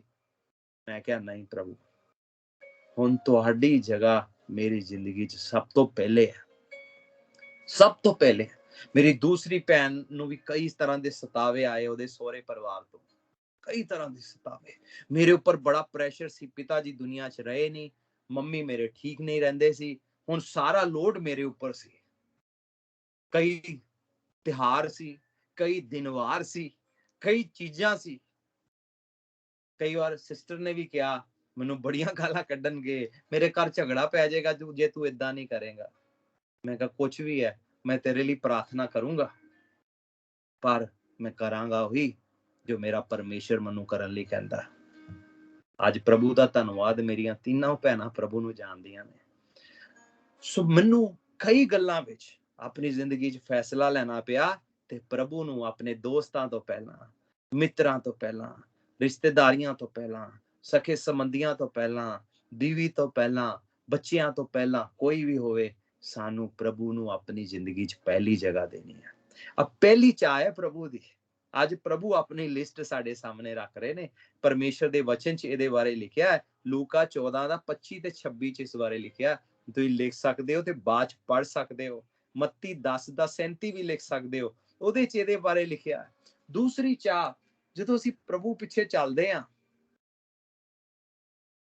ਜਾਂ ਤਾਂ ਅਸੀਂ ਇੱਕ ਲੰਬੀ ਜੀ ਲਿਸਟ ਲੈ ਕੇ ਪ੍ਰਭੂ ਪਿੱਛੇ ਚੱਲ ਪਈਏ, ਜਾਂ ਫਿਰ ਅਸੀਂ ਸਲੀਬ ਚੁੱਕ ਕੇ ਚੱਲੀਏ। ਪ੍ਰਭੂ ਪਤਾ ਕੀ ਕਹਿੰਦੇ ਨੇ? ਸਲੀਬ ਚੁੱਕ ਕੇ ਚੱਲੋ। ਕਈ ਵਾਰ ਅਸੀਂ ਸੋਚਦੇ ਹਾਂ ਜੇ ਅਸੀਂ ਸਲੀਬ ਚੁੱਕ ਲਾਂਗੇ ਤਾਂ ਬੜਾ ਦੁੱਖ ਆਏਗਾ। ਪ੍ਰਭੂ ਨੇ ਕਿਹਾ ਇੱਕ ਰਸਤਾ ਉਹ ਹੈ ਜੋ ਮਨੁੱਖ ਨੂੰ ਸਹੀ ਲੱਗਦਾ ਹੈ, ਉਹਦੇ ਅੰਤ ਵਿੱਚ ਵਿਨਾਸ਼ ਹੈ। ਇੱਕ ਰਾਹ ਉਹ ਹੈ ਜੋ ਸਹੀ ਹੈ, ਉਹਦੇ ਅੰਤ ਵਿੱਚ ਜ਼ਿੰਦਗੀ ਹੈ। ਚੌੜਾ ਹੈ ਉਹ ਰਾਹ ਜਿਹੜਾ ਨਾਸ਼ ਵੱਲ ਲੈ ਕੇ ਜਾਂਦਾ ਹੈ, ਭੀੜਾ ਹੈ ਉਹ ਰਾਹ ਜਿਹੜਾ ਜ਼ਿੰਦਗੀ ਵੱਲ ਲੈ ਕੇ ਜਾਂਦਾ ਹੈ, ਤੇ ਬਹੁਤ ਥੋੜੇ ਨੇ ਜਿਹੜੇ ਉਹਦੇ ਤੇ ਚੱਲਦੇ ਨੇ, ਕਿਉਂਕਿ ਬਹੁਤ ਸਾਰੇ ਲੋਕ ਚੌੜੇ ਰਸਤੇ ਤੇ ਚੱਲਣ ਲੱਗ ਪੈਂਦੇ ਨੇ। ਬਹੁਤ ਸਾਰੇ ਲੋਕ ਚੌੜਾ ਰਸਤਾ ਫੜਦੇ ਨੇ, ਕਿਉਂਕਿ ਅਜੇ ਵੀ ਉਹਨਾਂ ਨੇ ਆਪਣੀ ਵਿਲ ਨੂੰ ਪਰਮੇਸ਼ਰ ਦੇ ਅੱਗੇ ਨਹੀਂ ਝੁਕਾਇਆ। ਉਹ ਕਹਿੰਦੇ ਨੇ ਅੱਜ ਵੀ ਮੈਂ ਆਪਣਾ ਪ੍ਰਭੂ ਹਾਂ। ਪ੍ਰਭੂ ਇੱਕ ਹੀ ਹੋ ਸਕਦਾ ਤੁਹਾਡੀ ਜ਼ਿੰਦਗੀ 'ਚ, ਜਾਂ ਤਾਂ ਤੁਸੀਂ ਪ੍ਰਭੂ ਹੋ ਆਪਣੇ ਆਪ ਦੇ, ਜਾਂ ਯੀਸ਼ੂ ਤੁਹਾਡਾ ਪ੍ਰਭੂ ਹੈ। ਜਾਂ ਤੁਸੀਂ, ਤੁਹਾਡੀ ਵਿਲ, ਤੁਹਾਡੀ ਇੱਛਾ ਤੁਹਾਡਾ ਪ੍ਰਭੂ ਹੈ, ਜਾਂ ਪ੍ਰਭੂ ਯੀਸ਼ੂ ਮਸੀਹ ਤੁਹਾਡਾ ਪ੍ਰਭੂ ਹੈ। ਮੈਂ 2002 ਚ ਫੈਸਲਾ ਕਰ ਲਿਆ ਸੀ, 22 ਸਾਲ ਮੇਰੀ ਉਮਰ ਸੀ। 22 ਸਾਲ ਦੀ ਉਮਰ ਚ ਸਭ ਕੁਝ ਛੱਡ ਕੇ, ਸਾਰੀ ਦੁਨੀਆ ਦਾ ਵਿਰੋਧ ਸਹਿਣ ਦੇ ਬਾਵਜੂਦ ਵੀ ਪ੍ਰਭੂ ਦੇ ਫਜ਼ਲ ਨੇ ਮੈਨੂੰ ਬਣਾਏ ਰੱਖਿਆ, ਪ੍ਰਭੂ ਦੇ ਅਨੁਗ੍ਰਹਿ ਨੇ ਮੈਨੂੰ ਬਣਾਏ ਰੱਖਿਆ। ਲੇਕਿਨ ਫੈਸਲਾ ਅਖੀਰ ਮੈਨੂੰ ਹੀ ਲੈਣਾ ਪਿਆ। ਪ੍ਰਭੂ ਨੇ ਸ਼ਕਤੀ ਦਿੱਤੀ ਮੈਂ ਬਣਿਆ ਰਵਾਂ, ਲੇਕਿਨ ਪ੍ਰਭੂ ਨੇ ਮੇਰੇ ਨਾਲ ਕਦੀ ਜ਼ਬਰਦਸਤੀ ਨਹੀਂ ਕੀਤੀ। ਮੈਂ ਆਪਣੀ ਜ਼ਿੰਦਗੀ 'ਚ ਫੈਸਲਾ ਕੀਤਾ, ਹਾਂ ਮੈਂ ਸਲੀਬ ਚੁੱਕ ਕੇ ਪ੍ਰਭੂ ਯੀਸ਼ੂ ਮਸੀਹ ਮਗਰ ਚੱਲਿਆ, ਯਾਨੀ ਕਿ ਉਹਨਾਂ ਦੀ ਮਰਜ਼ੀ ਨੂੰ ਪੂਰਾ ਕਰਨ ਲਈ। ਇਹਦਾ ਮਤਲਬ ਇਹ ਨਹੀਂ ਹੈ ਕਿ ਜੇ ਪ੍ਰਭੂ ਦੀ ਮਰਜ਼ੀ ਪਿੱਛੇ ਚੱਲਾਂਗੇ ਬਲੇਸਿੰਗ ਨਹੀਂ ਆਣਗੀਆਂ, ਸੰਸਾਰਿਕ ਬਲੇਸਿੰਗ। ਅਰੇ ਨਹੀਂ ਨਹੀਂ, ਇੰਨੀਆਂ ਆਉਂਦੀਆਂ ਤੁਸੀਂ ਸੋਚ ਵੀ ਨਹੀਂ ਸਕਦੇ। ਉਹੀ ਰਿਸ਼ਤੇਦਾਰ ਜਿਹੜੇ ਮੇਰੇ ਕਹਿੰਦੇ ਸੀ ਪਾਗਲ ਹੋ ਗਿਆ, ਅੱਜ ਉਹ ਹੈਰਾਨ ਹੋ ਜਾਂਦੇ ਨੇ ਮੈਂ ਦੁਨੀਆ ਦੇ ਇੰਨੇ ਦੇਸ਼ਾਂ 'ਚ ਜਾਣਾ। ਕਮ ਸੇ ਕਮ ਉਸ ਮੈਂ ਔਰ ਮੇਰੀ ਪਤਨੀ ਮਿਲਾ ਕੇ 50 ਵਾਰ ਅਸੀਂ ਸਿਰਫ ਯੂਕੇ ਮਿਨਿਸਟਰੀ ਕਰਨ ਆਏ ਆ। ਸਿਰਫ ਯੂਕੇ ਜੇ ਮੈਂ ਗਿਣਾਵਾਂ 50 ਟਾਈਮਸ। ਇੰਡੀਆ ਦੇ ਕਈ ਸਟੇਟਾਂ 'ਚ ਪਰਮੇਸ਼ਰ ਲੈ ਕੇ ਗਏ, ਕਈ ਮੈਡੀਕਲ ਕਾਲਜਾਂ ਵਿੱਚ ਪਰਮੇਸ਼ਰ, ਮੈਂ VVIP ਗੈਸਟ ਬਣ ਕੇ ਗਿਆ। ਕਈ ਜਗ੍ਹਾ ਪਰਮੇਸ਼ਰ ਨੇ ਮੇਰੀ ਜ਼ਿੰਦਗੀ 'ਚ ਐਸਾ ਕੰਮ ਕੀਤਾ। ਐ ਨਹੀਂ ਕਿ ਮੈਂ ਬਹੁਤ ਐਜੂਕੇਟਡ ਹਾਂ, ਮੈਂ ਤਾਂ ਆਪਣੀ ਕਿਤਾਬਾਂ ਪੜ੍ਹ ਲੀਆਂ ਸੀ ਆਪਣੀਆਂ। ਮੈਂ ਆਪਣੀ ਸਟੱਡੀ ਨੂੰ ਡਿਸਟਰੋਏ ਕਰ ਲਿਆ ਸੀ 15-16 ਸਾਲ ਦੀ ਉਮਰ 'ਚ, ਲੇਕਿਨ ਪਰਮੇਸ਼ਰ ਨੇ ਕਰਕੇ ਵਿਖਾਇਆ। ਪਰਮੇਸ਼ਰ, ਮੈਂ ਦੇਖਿਆ ਕਿੱਦਾਂ 2009 ਵਿੱਚ ਆਂਧਰਾ ਪ੍ਰਦੇਸ਼ ਦੇ ਸਭ ਤੋਂ ਵੱਡੇ ਮੈਡੀਕਲ ਕਾਲਜ ਵਿੱਚ ਮੈਂ ਚੀਫ ਗੈਸਟ ਬਣ ਕੇ ਗਿਆ। 600 ਡਾਕਟਰ ਉਸ ਜਗ੍ਹਾ ਤੇ ਹੀ, ਸੱਜੇ ਪਾਸੇ ਵੀ ਮੇਰੇ ਡਾਕਟਰ, ਖੱਬੇ ਪਾਸੇ ਵੀ ਡਾਕਟਰ। ਜਿਹੜਾ ਸੱਜੇ ਪਾਸੇ ਵਾਲਾ ਸੀ ਉਹ ਪ੍ਰਿੰਸੀਪਲ ਸੀ ਮੈਡੀਕਲ ਕਾਲਜ ਦਾ, ਜਿਹੜਾ ਲੈਫਟ ਤੇ ਹੀ ਵਾਈਸ ਪ੍ਰਿੰਸੀਪਲ ਸੀ। 600 ਡਾਕਟਰ ਸਾਹਮਣੇ ਬੈਠੇ ਸੀ। ਮੀਟਿੰਗ ਤੋਂ ਬਾਅਦ 100 ਡਾਕਟਰ ਸਟੇਜ ਤੇ ਆਏ, ਪ੍ਰਭੂ ਯੀਸ਼ੂ ਮਸੀਹ ਨੂੰ ਜ਼ਿੰਦਗੀ ਦਿੱਤੀ, ਪਵਿੱਤਰ ਆਤਮਾ ਨਾਲ ਭਰ ਗਏ ਤੇ ਗੈਰ ਜ਼ੁਬਾਨ 'ਚ ਬੋਲਣਾ ਸ਼ੁਰੂ ਹੋ ਗਿਆ। ਐਸਾ ਪ੍ਰਭੂ ਨੇ ਕੰਮ ਕੀਤਾ ਉਹਨਾਂ ਦੀ ਜ਼ਿੰਦਗੀ ਵਿੱਚ। ਤਾਂ ਮੈਂ ਦੇਖਿਆ ਸਲੀਬ ਦਾ ਰਸਤਾ ਕਈ ਵਾਰ ਮੁਸ਼ਕਿਲ ਲੱਗਦਾ ਹੈ, ਲੇਕਿਨ ਉਹਦੇ 'ਚ ਬਲੇਸਿੰਗ ਬੜੀ ਹੈ। ਉਹਦੇ 'ਚ ਚੰਬੇ ਬੜੇ ਹੁੰਦੇ ਆ, ਉਹਦੇ 'ਚ ਕੰਮ ਬਹੁਤ ਵੱਡੇ ਵੱਡੇ ਹੁੰਦੇ ਆ। ਬਹੁਤ ਸਾਰੇ ਲੋਕ ਕਹਿੰਦੇ ਨੇ ਪ੍ਰਭੂ ਮੈਨੂੰ ਫਲਵੰਤ ਕਰੋ। ਕਿੰਨੇ ਲੋਕ ਤੁਹਾਡੇ 'ਚ ਫਲਵੰਤ ਹੋਣਾ ਚਾਹੁੰਦੇ ਨੇ? ਥੋੜਾ ਹੱਥ ਦਿਖਾਓਗੇ? ਹਰ ਕੋਈ ਫਲਵੰਤ ਹੋਣਾ ਚਾਹੁੰਦਾ ਨਾ, ਹਰ ਕੋਈ ਬਲੇਸਿੰਗ ਚਾਹੁੰਦਾ, ਬਹੁਤ ਅੱਛਾ ਹੈ। ਪਰ ਪਤਾ ਫਲਵੰਤ ਕਿੱਦਾਂ ਹੋਈਦਾ? ਪ੍ਰਭੂ ਦੇ ਵਚਨ 'ਚ ਲਿਖਿਆ ਹੈ, ਜਦੋਂ ਤੱਕ ਗੇਹੂੰ ਦਾ ਦਾਣਾ ਜ਼ਮੀਨ 'ਚ ਜਾ ਕੇ ਮਰ ਨਹੀਂ ਨਾ ਜਾਂਦਾ, ਉਦੋਂ ਤੱਕ ਉਹ ਫਲ ਨਹੀਂ ਲਿਆਂਦਾ। ਜਦੋਂ ਅਸੀਂ ਆਪਣੀ ਵਿਲ ਪ੍ਰਭੂ ਨੂੰ ਸੌਂਪ ਦਿੰਦੇ ਆ, ਔਰ ਮੇ ਵੀ ਹੋ ਸਕਦਾ ਹੈ ਉਹਦੇ ਲਈ ਕੁਝ ਪੇਨ ਚੋਂ ਲੰਘਣਾ ਪਵੇ, ਲੇਕਿਨ ਇੱਕ ਸਮੇਂ ਆਂਦਾ ਹੈ ਪ੍ਰਭੂ ਉੱਚੀਆਂ ਕਰਦੇ ਨੇ। ਕਈ ਮੰਤਰੀ, ਵੱਡੇ ਵੱਡੇ ਮਿਨਿਸਟਰਸ, ਕਾਂਗਰਸ ਪਾਰਟੀ ਦੇ, ਦੂਸਰੇ ਪਾਰਟੀਆਂ ਦੇ ਆ ਕੇ ਪ੍ਰੇਅਰ ਕਰਾਉਂਦੇ ਨੇ। ਕਈ ਜਗ੍ਹਾ, ਕਈ ਸਟੇਟਾਂ ਵਿੱਚ ਵੱਡੇ ਵੱਡੇ ਮਿਨਿਸਟਰਸ ਦੇ ਘਰ ਪਾ ਕੇ, MPs ਦੇ ਘਰ ਬਹਿ ਕੇ ਖਾਣਾ ਖਾਦਾ ਹੈ, ਉਹਨਾਂ ਦੇ ਗੈਸਟ ਬਣ ਕੇ ਗਏ ਆ। ਬੇਸ਼ੱਕ ਹੋ ਸਕਦਾ ਕਈ ਵਾਰ ਸ਼ੁਰੂਆਤ 'ਚ ਕੁਝ ਚੀਜ਼ਾਂ ਲਈ ਯੈਸ, ਲੇਕਿਨ ਪ੍ਰਭੂ ਬੁਲੰਦੀਆਂ 'ਚ ਖੜਦੇ ਨੇ, ਪ੍ਰਭੂ ਕੰਮ ਕਰਦੇ ਨੇ, ਪ੍ਰਭੂ ਆਪਣੀ ਮਹਿਮਾ ਨੂੰ ਜ਼ਾਹਿਰ ਕਰਦੇ ਨੇ। ਔਰ ਜੇ ਕੋਈ ਤੁਹਾਡੇ 'ਚ ਕਹਿੰਦਾ ਨਾ ਮੈਂ ਤਾਂ ਮੂਰਖ ਹਾਂ, ਅਰੇ ਮੂਰਖੀ ਤਾਂ ਚਾਹੀਦੇ ਨੇ। ਬਾਈਬਲ 'ਚ ਲਿਖਿਆ ਹੈ ਪਰਮੇਸ਼ਰ ਨੇ ਦੁਨੀਆ ਦੇ ਮੂਰਖਾਂ ਨੂੰ ਚੁਣ ਲਿਆ ਕਿ ਬੁੱਧੀਮਾਨਾਂ ਨੂੰ ਸ਼ਰਮਿੰਦਾ ਕਰਨ। ਮੈਨੂੰ ਸਾਰੇ ਮੂਰਖ ਕਹਿੰਦੇ ਸੀ। ਮੇਰੇ ਸਕੂਲ 'ਚ ਮੂਰਖ ਕਿਹਾ। ਜਦੋਂ ਮੈਂ ਕਾਲਜ ਵਿੱਚ ਗਿਆ, ਅੰਮ੍ਰਿਤਸਰ ਦੇ ਸਭ ਤੋਂ ਫਲੈਕਸੀਬਲ ਜਾਂ ਹਲਕੇ ਕਾਲਜ 'ਚ ਐਡਮਿਸ਼ਨ ਲਈ, ਤਾਂ ਕਿ ਮੈਂ ਆਪਣਾ ਘੁੰਮ ਫਿਰ ਵੀ ਸਕਾਂ ਤੇ ਉਹ ਪੀਰੀਅਡ ਲਾਣ ਦੀ ਕੋਈ ਪਾਬੰਦੀ ਨਾ ਹੋਵੇ। 1 ਮਹੀਨਾ ਕਾਲਜ ਗਿਆ, 3.5 ਪੀਰੀਅਡ 1 ਮਹੀਨੇ 'ਚ ਅਟੈਂਡ ਕੀਤੇ ਫਸਟ ਮੰਥ ਵਿੱਚ। 4th ਜਦੋਂ ਲਾ ਰਿਹਾ ਸੀ, ਸਰ ਨੂੰ ਕਿਹਾ ਸਰ ਮੈਂ ਟਾਇਲਟ ਜਾਣਾ। ਉਸ ਤੋਂ ਬਾਅਦ ਮੈਂ ਕਦੀ ਆਪਣੇ ਕਾਲਜ ਹੀ ਨਹੀਂ ਵੜਿਆ। ਕਾਲਜ ਗਿਆ ਪਰ ਕਲਾਸ 'ਚ ਨਹੀਂ ਗਿਆ, ਕਾਲਜ ਜਾਂਦਾ ਹੈ। ਉੱਥੇ ਮੈਂ ਰੋਜ਼ ਪਹੁੰਚ ਜਾਂਦਾ ਹੈ ਕੰਟੀਨ 'ਚ ਬੈਠਣ ਲਈ, ਦੋਸਤਾਂ ਨਾਲ ਬੈਠਣ ਲਈ। ਹੁਣ ਮੇਰੇ ਵਰਗਾ ਕੌਣ ਮੂਰਖ ਹੋਏਗਾ? ਹਰ ਕੋਈ ਮੈਨੂੰ ਮੂਰਖ ਕਹਿੰਦਾ ਹੈ। ਮੈਂ ਬਿਜ਼ਨਸ ਕੀਤਾ, ਉਹਦੇ 'ਚ ਫੇਲ। ਪਾਪਾ ਕਿੰਨੇ ਕਿੰਨੇ ਪੈਸੇ ਲਾਉਂਦੇ ਸੀ, ਜਿਹੜੇ ਵੀ ਕੰਮ 'ਚ ਪੈਸੇ ਲਾਉਂਦੇ ਸੀ ਮੈਂ ਡੁਬਾ ਦਿੰਦਾ ਸੀ। ਹਰ ਕੰਮ 'ਚ ਮੇਰਾ ਹਰ ਰਿਸ਼ਤੇਦਾਰ ਕਹਿੰਦਾ ਸੀ ਇਹ ਸਭ ਕੁਝ ਖੂਚ ਪਾਏਗਾ। ਤੇ ਜਦੋਂ ਪ੍ਰਭੂ ਨੇ ਮੈਨੂੰ ਚੁਣਿਆ, ਮੈਂ ਕਿਹਾ ਪ੍ਰਭੂ ਤੁਸੀਂ ਮੈਨੂੰ ਕਿੱਦਾਂ ਚੁਣ ਸਕਦੇ ਹੋ? ਜਦੋਂ ਮੈਂ ਇੱਕ ਦਿਨ ਬਾਈਬਲ ਪੜ੍ਹੀ, ਪਰਮੇਸ਼ਰ ਨੇ ਦੁਨੀਆ ਦੇ ਮੂਰਖਾਂ ਨੂੰ ਚੁਣ ਲਿਆ ਹੈ। ਪ੍ਰਭੂ ਨੇ ਕਿਹਾ ਮੈਂ ਕਮਜ਼ੋਰਾਂ ਨੂੰ ਚੁਣਨਾ ਆ ਤਾਂ ਕਿ ਮੈਂ ਆਪਣੀ ਸ਼ਕਤੀ ਵਿਖਾ ਸਕਾਂ, ਸ਼ਕਤੀ ਵਿਖਾ ਸਕਾਂ, ਆਪਣੀ ਸਮਰਥ ਵਿਖਾ ਸਕਾਂ ਕਿ ਜਦੋਂ ਕੋਈ ਆਪਣਾ ਦਿਲ ਮੇਰੇ ਲਈ ਖੋਲ ਦਿੰਦਾ, ਮੈਂ ਉਹਦੀ ਜ਼ਿੰਦਗੀ ਨੂੰ ਕੀ ਦਾ ਕੀ ਬਣਾ ਦਿੰਦਾ। 2009 ਚ ਮੈਨੂੰ ਅਜੇ ਵੀ ਯਾਦ ਹੈ, ਜਦੋਂ ਮੈਂ ਮੈਡੀਕਲ ਕਾਲਜ ਸੀ, ਮੈਂ ਉੱਥੇ ਬੈਠਾ ਸੋਚ ਰਿਹਾ ਸੀ ਅੱਜ ਮੇਰੇ ਜੇ ਪਿਤਾ ਜੀ ਜਿੰਦਾ ਹੁੰਦੇ, ਪਤਾ ਨਹੀਂ ਉਹਨਾਂ ਦਾ ਕੀ ਰਿਐਕਸ਼ਨ ਹੁੰਦਾ। ਉਸ ਮੈਡੀਕਲ ਕਾਲਜ ਤੋਂ ਬਾਅਦ ਮੈਂ ਦੂਸਰੇ ਮੈਡੀਕਲ ਕਾਲਜ ਗਿਆ ਜਿੱਥੇ 400 ਡਾਕਟਰ ਸੀਗੇ, ਉੱਥੇ ਵੀ ਮੈਂ ਚੀਫ ਗੈਸਟ ਬਣ ਕੇ, ਮੈਂ ਬਿਗਨਿੰਗ ਦੀਆਂ ਗੱਲਾਂ ਕਰ ਰਿਹਾ ਤੁਹਾਡੇ ਨਾਲ, not about today, ਬਟ ਮੈਂ ਦੇਖਿਆ ਕਿ ਸਲੀਬ ਦਾ ਰਸਤਾ ਦਾ ਮਤਲਬ ਇਹ ਨਹੀਂ ਆ ਕਿ ਅਸੀਂ ਆਪਣੀ ਜ਼ਿੰਦਗੀ 'ਚ ਹਾਸਲ ਨਹੀਂ ਕਰਾਂਗੇ, ਨਹੀਂ, ਸਲੀਬ ਦਾ ਰਸਤਾ ਹੈ ਜਿੱਥੇ ਅਸੀਂ ਦੁਨੀਆ ਤੋਂ ਇਨਕਾਰ ਕਰਦੇ ਹਾਂ ਔਰ ਪਰਮੇਸ਼ਰ ਨੂੰ ਆਪਣੇ ਜੀਵਨ 'ਚ ਪਹਿਲੀ ਜਗ੍ਹਾ ਦਿੰਦੇ ਆ, ਔਰ ਕਹਿੰਦੇ ਆ ਕਿ ਜੇ ਦੁਨੀਆ ਤੋਂ ਸਾਨੂੰ ਕੋਈ ਤਕਲੀਫ ਵੀ ਝੱਲਣੀ ਪਵੇ, ਅਸੀਂ ਝੱਲਣ ਲਈ ਤਿਆਰ ਆ ਪ੍ਰਭੂ ਦੀ ਮਰਜ਼ੀ ਪੂਰਾ ਕਰਨ ਲਈ। ਪਤਾ ਹੈ ਜਦੋਂ ਯੀਸ਼ੂ ਸਲੀਬ ਦੇ ਰਾਹ ਤੇ ਚੱਲੇ ਨਾ, ਉਹਦਾ ਰਿਵਾਰਡ ਕੀ ਮਿਲਿਆ? ਉਹ ਨਾਮ ਜਿਹੜਾ ਸਭ ਤੋਂ ਉੱਚਾ ਨਾਮ ਹੈ। ਮੈਂ ਆਪਣੀ ਜ਼ਿੰਦਗੀ 'ਚ ਚੀਜ਼ਾਂ ਲਈ ਪ੍ਰੇਅਰ ਨਹੀਂ ਕਰਦਾ, ਮੈਂ ਤੁਹਾਨੂੰ ਦੱਸਾਂ, ਮੈਂ ਕਦੀ ਲਿਸਟ ਨਹੀਂ ਬਣਾਈ, ਮੈਂ ਕਦੀ ਨਹੀਂ ਕਿਹਾ ਪ੍ਰਭੂ ਮੈਨੂੰ ਇੱਕ ਆਈਫੋਨ ਦਵਾ ਦਿਓ, ਪ੍ਰਭੂ ਜੀ ਪਲੀਜ਼ ਦਵਾ ਦਿਓ ਨਾ, ਪਲੀਜ਼ ਦਵਾ ਦਿਓ ਨਾ, ਨਹੀਂ, ਮੈਂ ਏਦਾਂ ਨਹੀਂ ਕਦੀ ਕੀਤਾ। ਮੈਂ ਬਾਈਬਲ ਫੋਲੋ ਕੀਤੀ। ਬਾਈਬਲ 'ਚ ਪਤਾ ਕੀ ਲਿਖਿਆ? ਮੱਤੀ 6:33 'ਚ ਲਿਖਿਆ ਹੈ, ਪਹਿਲੇ ਤੁਸੀਂ ਪਰਮੇਸ਼ਰ, ਉਹਦੇ ਰਾਜ ਤੇ ਧਾਰਮਿਕਤਾ ਦੀ ਖੋਜ ਕਰੋ, ਬਾਕੀ ਸਾਰੀ ਚੀਜ਼ਾਂ ਤੁਹਾਨੂੰ ਮਿਲ ਜਾਣਗੀਆਂ, ਸਾਰੀ ਚੀਜ਼ਾਂ। ਹੁਣ ਪੈਸਾ ਜਾਇਦਾਦ ਤਾਂ ਚਲਾ ਗਿਆ ਹੀ, ਇੱਕ ਦਿਨ ਆਇਆ ਮੈਨੂੰ ਅਮਰੀਕਾ ਦਾ ਵੀਜ਼ਾ ਲਵਾਉਣਾ ਸੀ, ਹੈ ਕੁਛ ਨਹੀਂ, ਪਰ ਅੰਦਰੋਂ ਪਤਾ ਹੈ ਪ੍ਰਭੂ ਸੇਵਾ ਲਈ ਖੜ ਰਹੇ ਨੇ। ਮੈਂ ਏਜੰਟ ਕੋ ਗਿਆ, ਮੈਂ ਕਿਹਾ ਅਮਰੀਕਾ ਦਾ ਵੀਜ਼ਾ ਲਵਾਉਣਾ, ਕਹਿੰਦੇ ਪੈਸੇ ਸ਼ੋ ਕਰੋ ਕਿੰਨੇ ਲੈ, ਮੈਂ ਕਿਹਾ ਪੈਸਾ ਤਾਂ ਕੋਈ ਵੀ ਨਹੀਂ, ਮੈਂ ਕਿਹਾ ਹੋਣਾ 5-7 ਹਜ਼ਾਰ ਬੈਂਕ ਵਿੱਚ, ਹੋਰ ਉਹਦਾ ਵੀ ਕੀ ਵਿਖਾ ਕੇ ਕੀ ਕਰਨਾ, ਤੁਸੀਂ ਰਹਿਣ ਦੋ, ਤੁਸੀਂ ਏਦਾਂ ਹੀ ਮੇਰੇ ਡਾਕੂਮੈਂਟ ਤਿਆਰ ਕਰੋ। ਅੰਬੈਸੀ 'ਚ ਗਿਆ, 10 ਸਾਲ ਦਾ ਉਸੇ ਵੇਲੇ ਵੀਜ਼ਾ ਲਾਇਆ। ਮੈਂ ਦੇਖਿਆ ਪਰਮੇਸ਼ਰ ਕਿੱਦਾਂ ਕੰਮ ਕਰਦੇ ਨੇ, ਲੇਕਿਨ ਉਹਨਾਂ ਦੇ ਤਰੀਕੇ ਨਾਲ। ਜਦੋਂ ਉਹਨਾਂ ਦੀ ਆਗਿਆ 'ਚ ਚੱਲਦੇ ਆ, ਜਦੋਂ ਆਪਣੀ ਜ਼ਿੰਦਗੀ ਸੌਂਪ ਦਿੰਦੇ, ਪ੍ਰਭੂ ਮੈਨੂੰ ਕੋਈ ਡਰ ਨਹੀਂ, ਮੇਰਾ ਵੀਜ਼ਾ ਲੱਗੂ ਲਵਾਣਾ ਲਵਾ ਦਿਓ, ਨਹੀਂ ਲਵਾਣਾ ਨਾ, ਮੈਨੂੰ ਕੋਈ ਡਰ ਨਹੀਂ, ਮੈਂ ਤਾਂ ਤੁਹਾਡੀ ਮਰਜ਼ੀ ਨੂੰ ਪੂਰੀ ਕਰਨਾ, ਤੁਹਾਡੀ ਮਰਜ਼ੀ ਜੋ ਮੇਰੀ ਜ਼ਿੰਦਗੀ 'ਚ ਹੈ ਉਹੀ ਪੂਰੀ ਕਰਾਇਓ ਪ੍ਰਭੂ, ਨਾ ਮੈਨੂੰ ਸੱਜੇ ਜਾਣ ਦਿਓ ਨਾ ਖੱਬੇ ਜਾਣ ਦਿਓ, ਮੇਰੀ ਮਦਦ ਕਰਿਓ, ਮੈਂ ਸਿੱਧਾ ਹੀ ਜਾਵਾਂ ਜੋ ਰਾਹ ਤੁਸੀਂ ਮੇਰੇ ਲਈ ਚੁਣਿਆ। ਤਾਂ ਸਲੀਬ ਦਾ ਰਸਤਾ ਇਹ ਨਹੀਂ ਹੈ ਕਿ ਜਿਹਦੇ 'ਚ ਕੰਡੇ ਹੀ ਕੰਡੇ ਹੋਣ।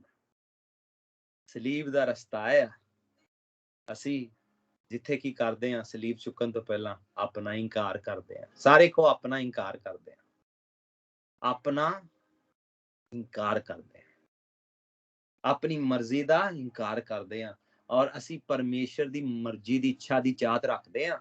ਅਸੀਂ ਆਪਣੀ ਜ਼ਿੰਦਗੀ 'ਚ ਫੈਸਲੇ ਲੈਣ ਵੇਲੇ ਸੋਚਦੇ ਆ, ਜੇ ਮੈਂ ਇਹ ਕਰੂੰਗਾ ਕਿ ਪ੍ਰਭੂ ਦੇ ਵਚਨ ਦੇ ਮੁਤਾਬਕ, ਜੇ ਮੈਂ ਏਦਾਂ ਕਰੂੰਗਾ ਕਿ ਉਹ ਪ੍ਰਭੂ ਦੇ ਵਚਨ ਦੇ ਮੁਤਾਬਕ ਹੈ, ਜੇ ਮੈਂ ਮੂੰਹ ਤੋਂ ਆ ਸ਼ਬਦ ਬੋਲੂੰਗਾ ਕਿਤੇ ਉਹ ਪ੍ਰਭੂ ਦੇ ਖਿਲਾਫ ਤਾਂ ਨਹੀਂ ਹੈ, ਕਿਤੇ ਮੈਂ ਪਰਮੇਸ਼ਰ ਦੇ ਆਤਮਾ ਨੂੰ ਸ਼ੋਕਿਤ ਨੇ ਤਾਂ ਨਹੀਂ ਕਰ ਰਿਹਾ। ਜਦੋਂ ਤੁਸੀਂ ਇਸ ਤਰੀਕੇ ਜ਼ਿੰਦਗੀ ਜੀਓਗੇ, ਆਪਣਾ ਇਨਕਾਰ ਕਰੋਗੇ, ਜਿੱਥੇ ਤੁਸੀਂ ਕਹਿ ਰਹੇ ਹੋ ਪ੍ਰਭੂ ਮੈਨੂੰ ਆਪਣੀ ਗਲੋਰੀ ਨਹੀਂ ਚਾਹੀਦੀ, ਮੈਨੂੰ ਆਪਣਾ ਨਾਮ ਤੇ ਸ਼ਾਨ ਨਹੀਂ ਚਾਹੀਦਾ। ਸਾਡੇ ਇੰਡੀਆ ਵਿੱਚ ਕਈ ਵਾਰ ਹੋਇਆ, ਮੈਨੂੰ ਕੁਝ ਵੱਡੀਆਂ ਸੰਸਥਾਵਾਂ ਨੇ ਮੇਰੇ ਨਾਲ ਸੰਪਰਕ ਕੀਤਾ ਔਰ ਮੈਨੂੰ ਕਿਹਾ, ਖਾਸ ਕਰ 2 ਵਾਰ, ਤੇ ਵੱਡੀਆਂ ਸੰਸਥਾਵਾਂ ਨੇ, ਉਹਨੇ ਕਿਹਾ ਸੀ ਤੁਹਾਨੂੰ ਅਵਾਰਡ ਦੇਣਾ। ਮੈਂ ਕਿਹਾ ਕਿਸ ਗੱਲ ਦਾ ਅਵਾਰਡ ਦੇਣਾ? ਕਹਿੰਦੇ ਤੁਹਾਨੂੰ ਅਵਾਰਡ ਦੇਣਾ ਕਿਉਂਕਿ ਤੁਸੀਂ ਸੇਵਾ ਬਹੁਤ ਅੱਛੀ ਕੀਤੀ ਹੈ ਨਾ। ਉਹਨਾਂ ਨੇ ਮੇਰੀ ਜ਼ਿੰਦਗੀ ਸਟੱਡੀ ਕੀਤੀ ਹੋਏਗੀ, ਕਿੱਥੇ ਕਿੱਥੇ ਕੰਮ ਕੀਤਾ, ਕੀ ਮੁਸ਼ਕਲਾਂ ਆਈਆਂ। ਮੈਂ ਉਹਨੂੰ ਕਹਿਤਾ ਥੈਂਕ ਯੂ ਵੈਰੀ ਮਚ, ਮੈਂ ਇਸ ਲਾਇਕ ਨਹੀਂ ਕਿ ਤੁਸੀਂ ਕਹਿੰਦੇ ਨਹੀਂ ਅਸੀਂ ਤੁਹਾਨੂੰ ਅਵਾਰਡ ਦੇਣਾ। ਮੈਂ ਉਹਨਾਂ ਨੂੰ ਇਨਕਾਰ ਕੀਤਾ, ਇਸ ਲਈ ਨਹੀਂ ਕਿ ਮੇਰੇ ਅੰਦਰ ਪ੍ਰਾਈਡ ਸੀ। ਮੈਂ ਕਿਹਾ ਨਹੀਂ ਪ੍ਰਭੂ, ਮੈਨੂੰ ਤੁਹਾਡੇ ਕੋਲ ਅਵਾਰਡ ਚਾਹੀਦਾ ਹੈ।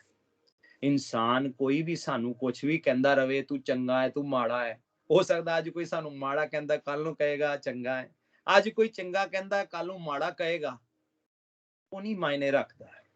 ਮਾਇਨੇ ਇਹ ਹੈ ਜਦੋਂ ਅਸੀਂ ਪ੍ਰਭੂ ਸਾਹਮਣੇ ਜਾਵਾਂਗੇ ਕਿ ਪ੍ਰਭੂ ਕੋ ਸੁਨਾਂਗੇ, ਸ਼ਾਬਾਸ਼ ਮੇਰੇ ਬੇਟੇ, ਸ਼ਾਬਾਸ਼ ਮੇਰੀ ਬੇਟੀ, ਸ਼ਾਬਾਸ਼ ਸੁਣਨੀ ਉਹਨਾਂ ਕੋ। ਇੱਕ ਸ਼ਬਦ ਨੂੰ ਅਸੀਂ ਤਰਸਣਾ ਬੜਾ ਜ਼ਰੂਰੀ ਹੈ। एक दिन मैं परमेश्वर को शाबाशी सुननी है, एक दिन परमेश्वर को शाबाशी सुननी है। यह साडा एक चाह होनी चाहिए है। पिता प्रभु यीशु मसीह को बड़े खुश सी। बाइबल च लिखिਆ ਜਦੋਂ ਸਲੀਬ ਦੇ ਰਾਹ ਤੇ ਚੱਲੇ ਪ੍ਰਭੂ ਯੀਸ਼ੂ ਮਸੀਹ ਜਿਹੜੇ ਦੁਨੀਆ ਦੇ ਸਿਰਜਣਹਾਰ ਨੇ, ਜਿਨ੍ਹਾਂ ਨੇ ਸ੍ਰਿਸ਼ਟੀ ਨੂੰ ਬਣਾਇਆ, ਜਿਹੜਾ ਸ਼ਬਦ ਦੇਹਧਾਰੀ ਹੋ ਕੇ ਆਇਆ, ਉਹਨਾਂ ਨੂੰ ਉਹ ਨਾਮ ਮਿਲਿਆ ਜਿਹੜਾ ਸਭ ਨਾਮਾਂ ਤੋਂ ਉੱਚਾ ਹੈ। ਸਲੀਬ ਦਾ ਰਾਹ ਠਾਹ ਨੂੰ ਨਹੀਂ ਹੁੰਦਾ, ਤਾਂ ਨੂੰ ਹੁੰਦਾ ਹੈ, ਲੇਕਿਨ ਸਲੀਬ ਦੇ ਨਾਲ ਹੁੰਦਾ ਹੈ, ਬਿਨਾਂ ਸਲੀਬ ਦੇ ਨਹੀਂ।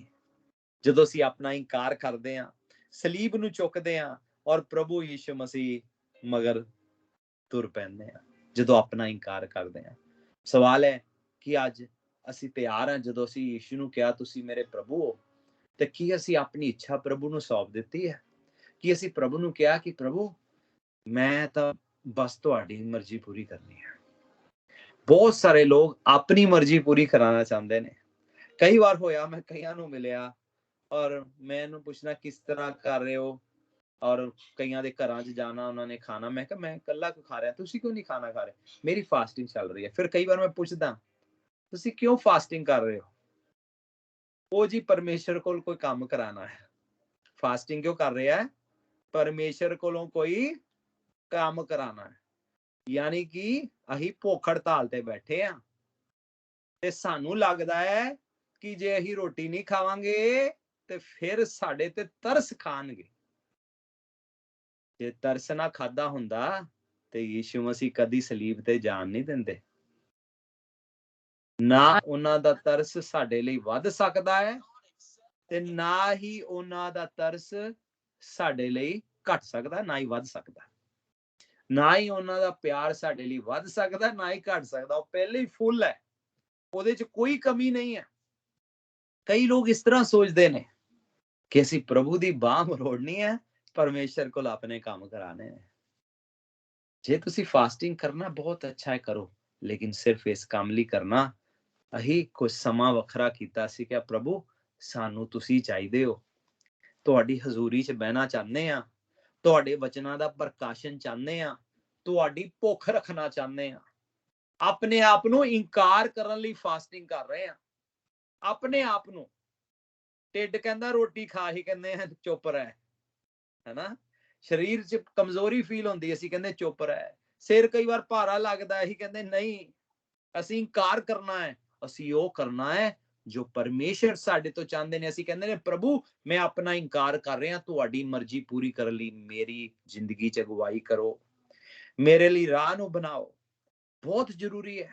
ਅਗਲੀ ਜਿਹੜੀ ਚੌਥੀ ਗੱਲ ਪ੍ਰਭੂ ਆਪਣੇ ਲੋਕਾਂ ਤੋਂ ਚਾਹੁੰਦੇ ਨੇ ਉਹ ਹੈ, ਉਹ ਖੁਸ਼ਖਬਰੀ ਤੋਂ ਉਹਨਾਂ ਨੂੰ ਸ਼ਰਮਿੰਦੇ ਨਹੀਂ ਹੋਣਾ। not ashamed of the gospel।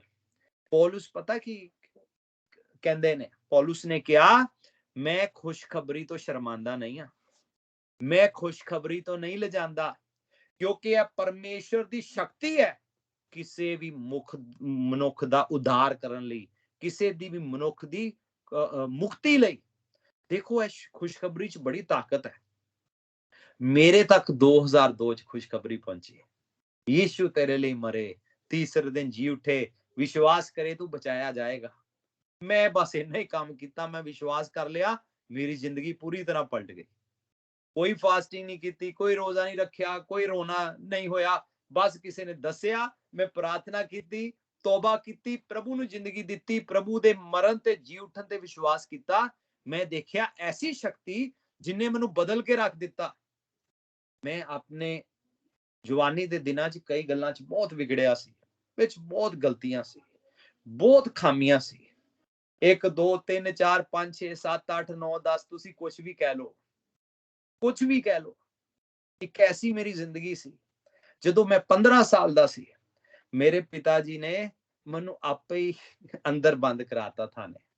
ਮੈਂ ਪੂਰੀ ਰਾਤ ਥਾਣੇ ਰਿਹਾ ਸੀ। ਮੇਰੀ 15 ਸਾਲ ਦੀ ਉਮਰ ਸੀ। ਕਿੰਨੇ ਸਾਰੇ ਪੁਆਇੰਟ ਮੈਂ ਤੁਹਾਨੂੰ ਗਿਣਾਦਾ ਆਪਣੀ ਜ਼ਿੰਦਗੀ ਵਿੱਚ। ਫਿਰ ਮੈਂ ਕਈ ਵਾਰ ਸੋਚਦਾ ਸੀ ਹਾਏ ਮੈਂ ਇੱਕ ਦਿਨ ਮਰ ਜਾਣਾ, ਬੜੀ ਸਜ਼ਾ ਮਿਲਣੀ ਹੈ। ਉੱਥੇ ਪਤਾ ਨਹੀਂ ਕਿਹੜਾ ਗਰਮ ਤੇਲ ਹੋਣਾ ਜਿਹਦੇ 'ਚ ਮੇਰੇ ਪਕੌੜੇ ਤਲਨੇ ਰੱਬ ਨੇ। ਰੀਅਲੀ ਮੈਂ ਸੀਰੀਅਸਲੀ ਸੋਚਦਾ ਸੀ। ਜਿੱਦਾਂ ਜਿੱਦਾਂ ਮੇਰੀ ਜ਼ਿੰਦਗੀ ਦਾ ਦਿਨ ਨਿਕਲਦਾ ਸੀ, ਮੇਰੇ ਅੰਦਰ ਡਰ ਵੱਧਦਾ ਗਿਆ ਕਈ ਵਾਰ ਜਦੋਂ ਮੈਂ ਲੜਾਈ ਝਗੜੇ ਕਿਤੇ ਕਰਕੇ ਆਂਦਾ ਸੀ, ਬਾਹਰ ਜਾ ਕੇ ਘਰ ਆ ਕੇ ਰਾਤੀ ਰੋਂਦਾ ਸੀ। ਸ਼ੀਸ਼ਾ ਵੇਖ ਕੇ ਆਪਣਾ ਮੂੰਹ ਮੈਂ ਰੋਂਦਾ ਸੀ। ਮੈਂ ਕਹਿੰਦਾ ਸੀ ਤੂੰ ਅੱਜ ਕੀ ਕੀਤਾ? ਤੇਰੀ ਸਜ਼ਾ ਹੋਰ ਵੱਧ ਗਈ ਹੈ। ਤੇਰੇ ਪਕੌੜੇ ਬੰਨੇ ਉੱਥੇ ਜਾ ਕੇ ਜਿੱਥੇ ਵੀ ਤੂੰ ਗਿਆ ਮਰਨ ਤੋਂ ਬਾਅਦ। ਇਸ ਤਰੀਕੇ ਦਾ ਡਰ ਮੇਰੇ ਮਨ ਚ ਆਂਦਾ ਹੈ। ਫਿਰ ਇਸੇ ਲਈ ਕਈ ਵਾਰ ਮੈਂ ਰੱਬ ਦੀ ਖੋਜ ਲੱਗ ਜਾਂਦਾ ਹੈ। ਜੋ ਲੋਕੀ ਮੈਨੂੰ ਕਹਿੰਦੇ ਸੀ ਮੈਂ ਕਰਦਾ ਹੈ, ਜੋ ਵੀ ਕਹਿੰਦੇ ਸੀ, ਚੂਹੇ ਤੋਂ ਲੈ ਕੇ ਹੋਰ ਮੈਂ ਕਿੱਥੋਂ ਤੱਕ ਗਨਾਵਾਂ, ਹਰ ਚੀਜ਼ ਨੂੰ ਮੰਨ ਕੇ ਵੇਖਿਆ। ਫਿਰ ਐਸੇ ਟਾਈਮ ਸੀ ਜਦੋਂ ਮੈਂ ਰੋਟੀ ਖਾਣੀ ਬੰਦ ਕਰ ਦਿੰਦਾ ਸੀ, ਕਿਉਂਕਿ ਮੈਂ ਕਹਿੰਦਾ ਸੀ ਕਿ ਅਗਰ ਮੈਂ ਤਪ ਜਪ ਕਰੂੰ ਜਾਂ ਮੈਂ ਆਪਣਾ ਉਪਵਾਸ ਤੇ ਚਲੇ ਜਾਵਾਂ ਤੇ ਮੈਂ ਬਦਲ ਜਾਊਂਗਾ। ਤੇ ਐਸਾ ਕਈ ਵਾਰ ਹੋਇਆ, ਮੈਂ 3 ਜਾਂ 4 ਦਿਨ ਕਈ ਵਾਰ ਕਰਕੇ ਵੇਖਿਆ। ਇੱਕ ਵਾਰ ਸ਼ਾਇਦ 3-4 ਦਿਨ ਤੋਂ ਵੀ ਵੱਧ ਕੀਤਾ, ਮੈਂ ਰੋਟੀ ਨਹੀਂ ਖਾਂਦਾ ਹੈ, ਭੁੱਖਾ ਬੈਠਾ ਰਹਿੰਦਾ ਹੈ, ਜਾਂ ਆਪਣਾ ਭੁੱਖਾ ਬੈਠ ਕੇ ਕੁਛ ਨਾ ਕੁਛ ਕਿਤਾਬ ਪੜ੍ਹਦਾ ਹੈ, ਵਟਐਵਰ ABC ਜੋ ਵੀ ਕਿਤਾਬ ਹੁੰਦੀ ਸੀ। ਤੇ ਮੈਂ ਸੋਚਦਾ ਸੀ ਕਿ ਮੈਂ ਬਦਲ ਜਾਊਂਗਾ। ਤੇ ਜਦੋਂ ਮੈਂ ਭੁੱਖਾ ਰਹਿੰਦਾ ਸੀ, ਕਮਰੇ 'ਚ ਬੰਦ ਰਹਿਣਾ, ਕੋਈ ਦੋਸਤ ਨਾਲ ਬਾਹਰ ਨਹੀਂ ਜਾਣਾ, ਕਿਤੇ ਨਹੀਂ ਜਾਣਾ, ਆਪਣਾ ਕਮਰਾ ਬੰਦ ਕਰ ਲੈਣਾ। ਤੇ ਮੈਂ ਜਦੋਂ ਅੰਦਰ ਹੁੰਦਾ ਸੀ, ਮੈਨੂੰ ਲੱਗਦਾ ਸੀ ਮੈਂ ਲੱਗਦਾ ਹੁਣ ਮੈਂ ਬਦਲ ਗਿਆ। ਲੇਕਿਨ ਜਿੱਦਾਂ ਹੀ ਬਾਹਰ ਦੋਸਤਾਂ 'ਚ ਜਾਣਾ, ਫਿਰ ਉਹੀ ਗੁੱਸਾ, ਫਿਰ ਉਹੀ ਬੁਰਾਈ। ਜਿੱਦਾਂ ਹੀ ਬਾਹਰ ਨਿਕਲਣਾ, ਫਿਰ ਨਜ਼ਰਾਂ ਵੀ ਬੁਰੀਆਂ, ਹਨਾ ਕਦੀ। ਸੋ ਹਰ ਤਰ੍ਹਾਂ ਦੀ ਬੁਰਾਈ ਨਜ਼ਰਾਂ 'ਚ ਵੀ ਸੀ। ਤੇ ਮੈਂ ਬੜਾ ਸਟਰਗਲ ਕਰਨਾ। ਮੈਂ ਕਹਿਣਾ ਕਿ ਬਈ ਮੈਨੂੰ ਕੌਣ ਬਦਲੇਗਾ? ਮੈਂ ਆਪਣੇ ਆਪ ਨੂੰ ਬਦਲਣ ਦੀ ਬੜੀ ਵਾਰ ਕੋਸ਼ਿਸ਼ ਕੀਤੀ, ਮੈਂ ਸੱਚ ਦੱਸਾਂ। ਮੈਂ ਕਈ ਦੂਰ ਵਾਲੀ ਥਾਵਾਂ ਤੇ ਜਾਂਦਾ ਸੀ, ਸਿਰਫ ਉਹ 3 ਸਵਾਲਾਂ ਦੇ ਜਵਾਬ ਨਹੀਂ, ਅੰਦਰੋਂ ਮੈਂ ਬਦਲਣਾ ਚਾਹੁੰਦਾ ਸੀ। ਮੈਂ ਨਹੀਂ ਚਾਹੁੰਦਾ ਸੀ ਮੈਂ ਬੁਰੇ ਕੰਮ ਕਰਾਂ, ਮੈਂ ਨਹੀਂ ਚਾਹੁੰਦਾ ਸੀ ਮੈਂ ਲੜਾਈ ਝਗੜਾ ਕਰਾਂ, ਮੈਂ ਨਹੀਂ ਚਾਹੁੰਦਾ ਸੀ ਮੈਂ ਕਿਸੇ ਨੂੰ ਪਰੇਸ਼ਾਨ ਕਰਾਂ, ਮੈਂ ਰੀਅਲੀ ਨਹੀਂ ਚਾਹੁੰਦਾ ਸੀ।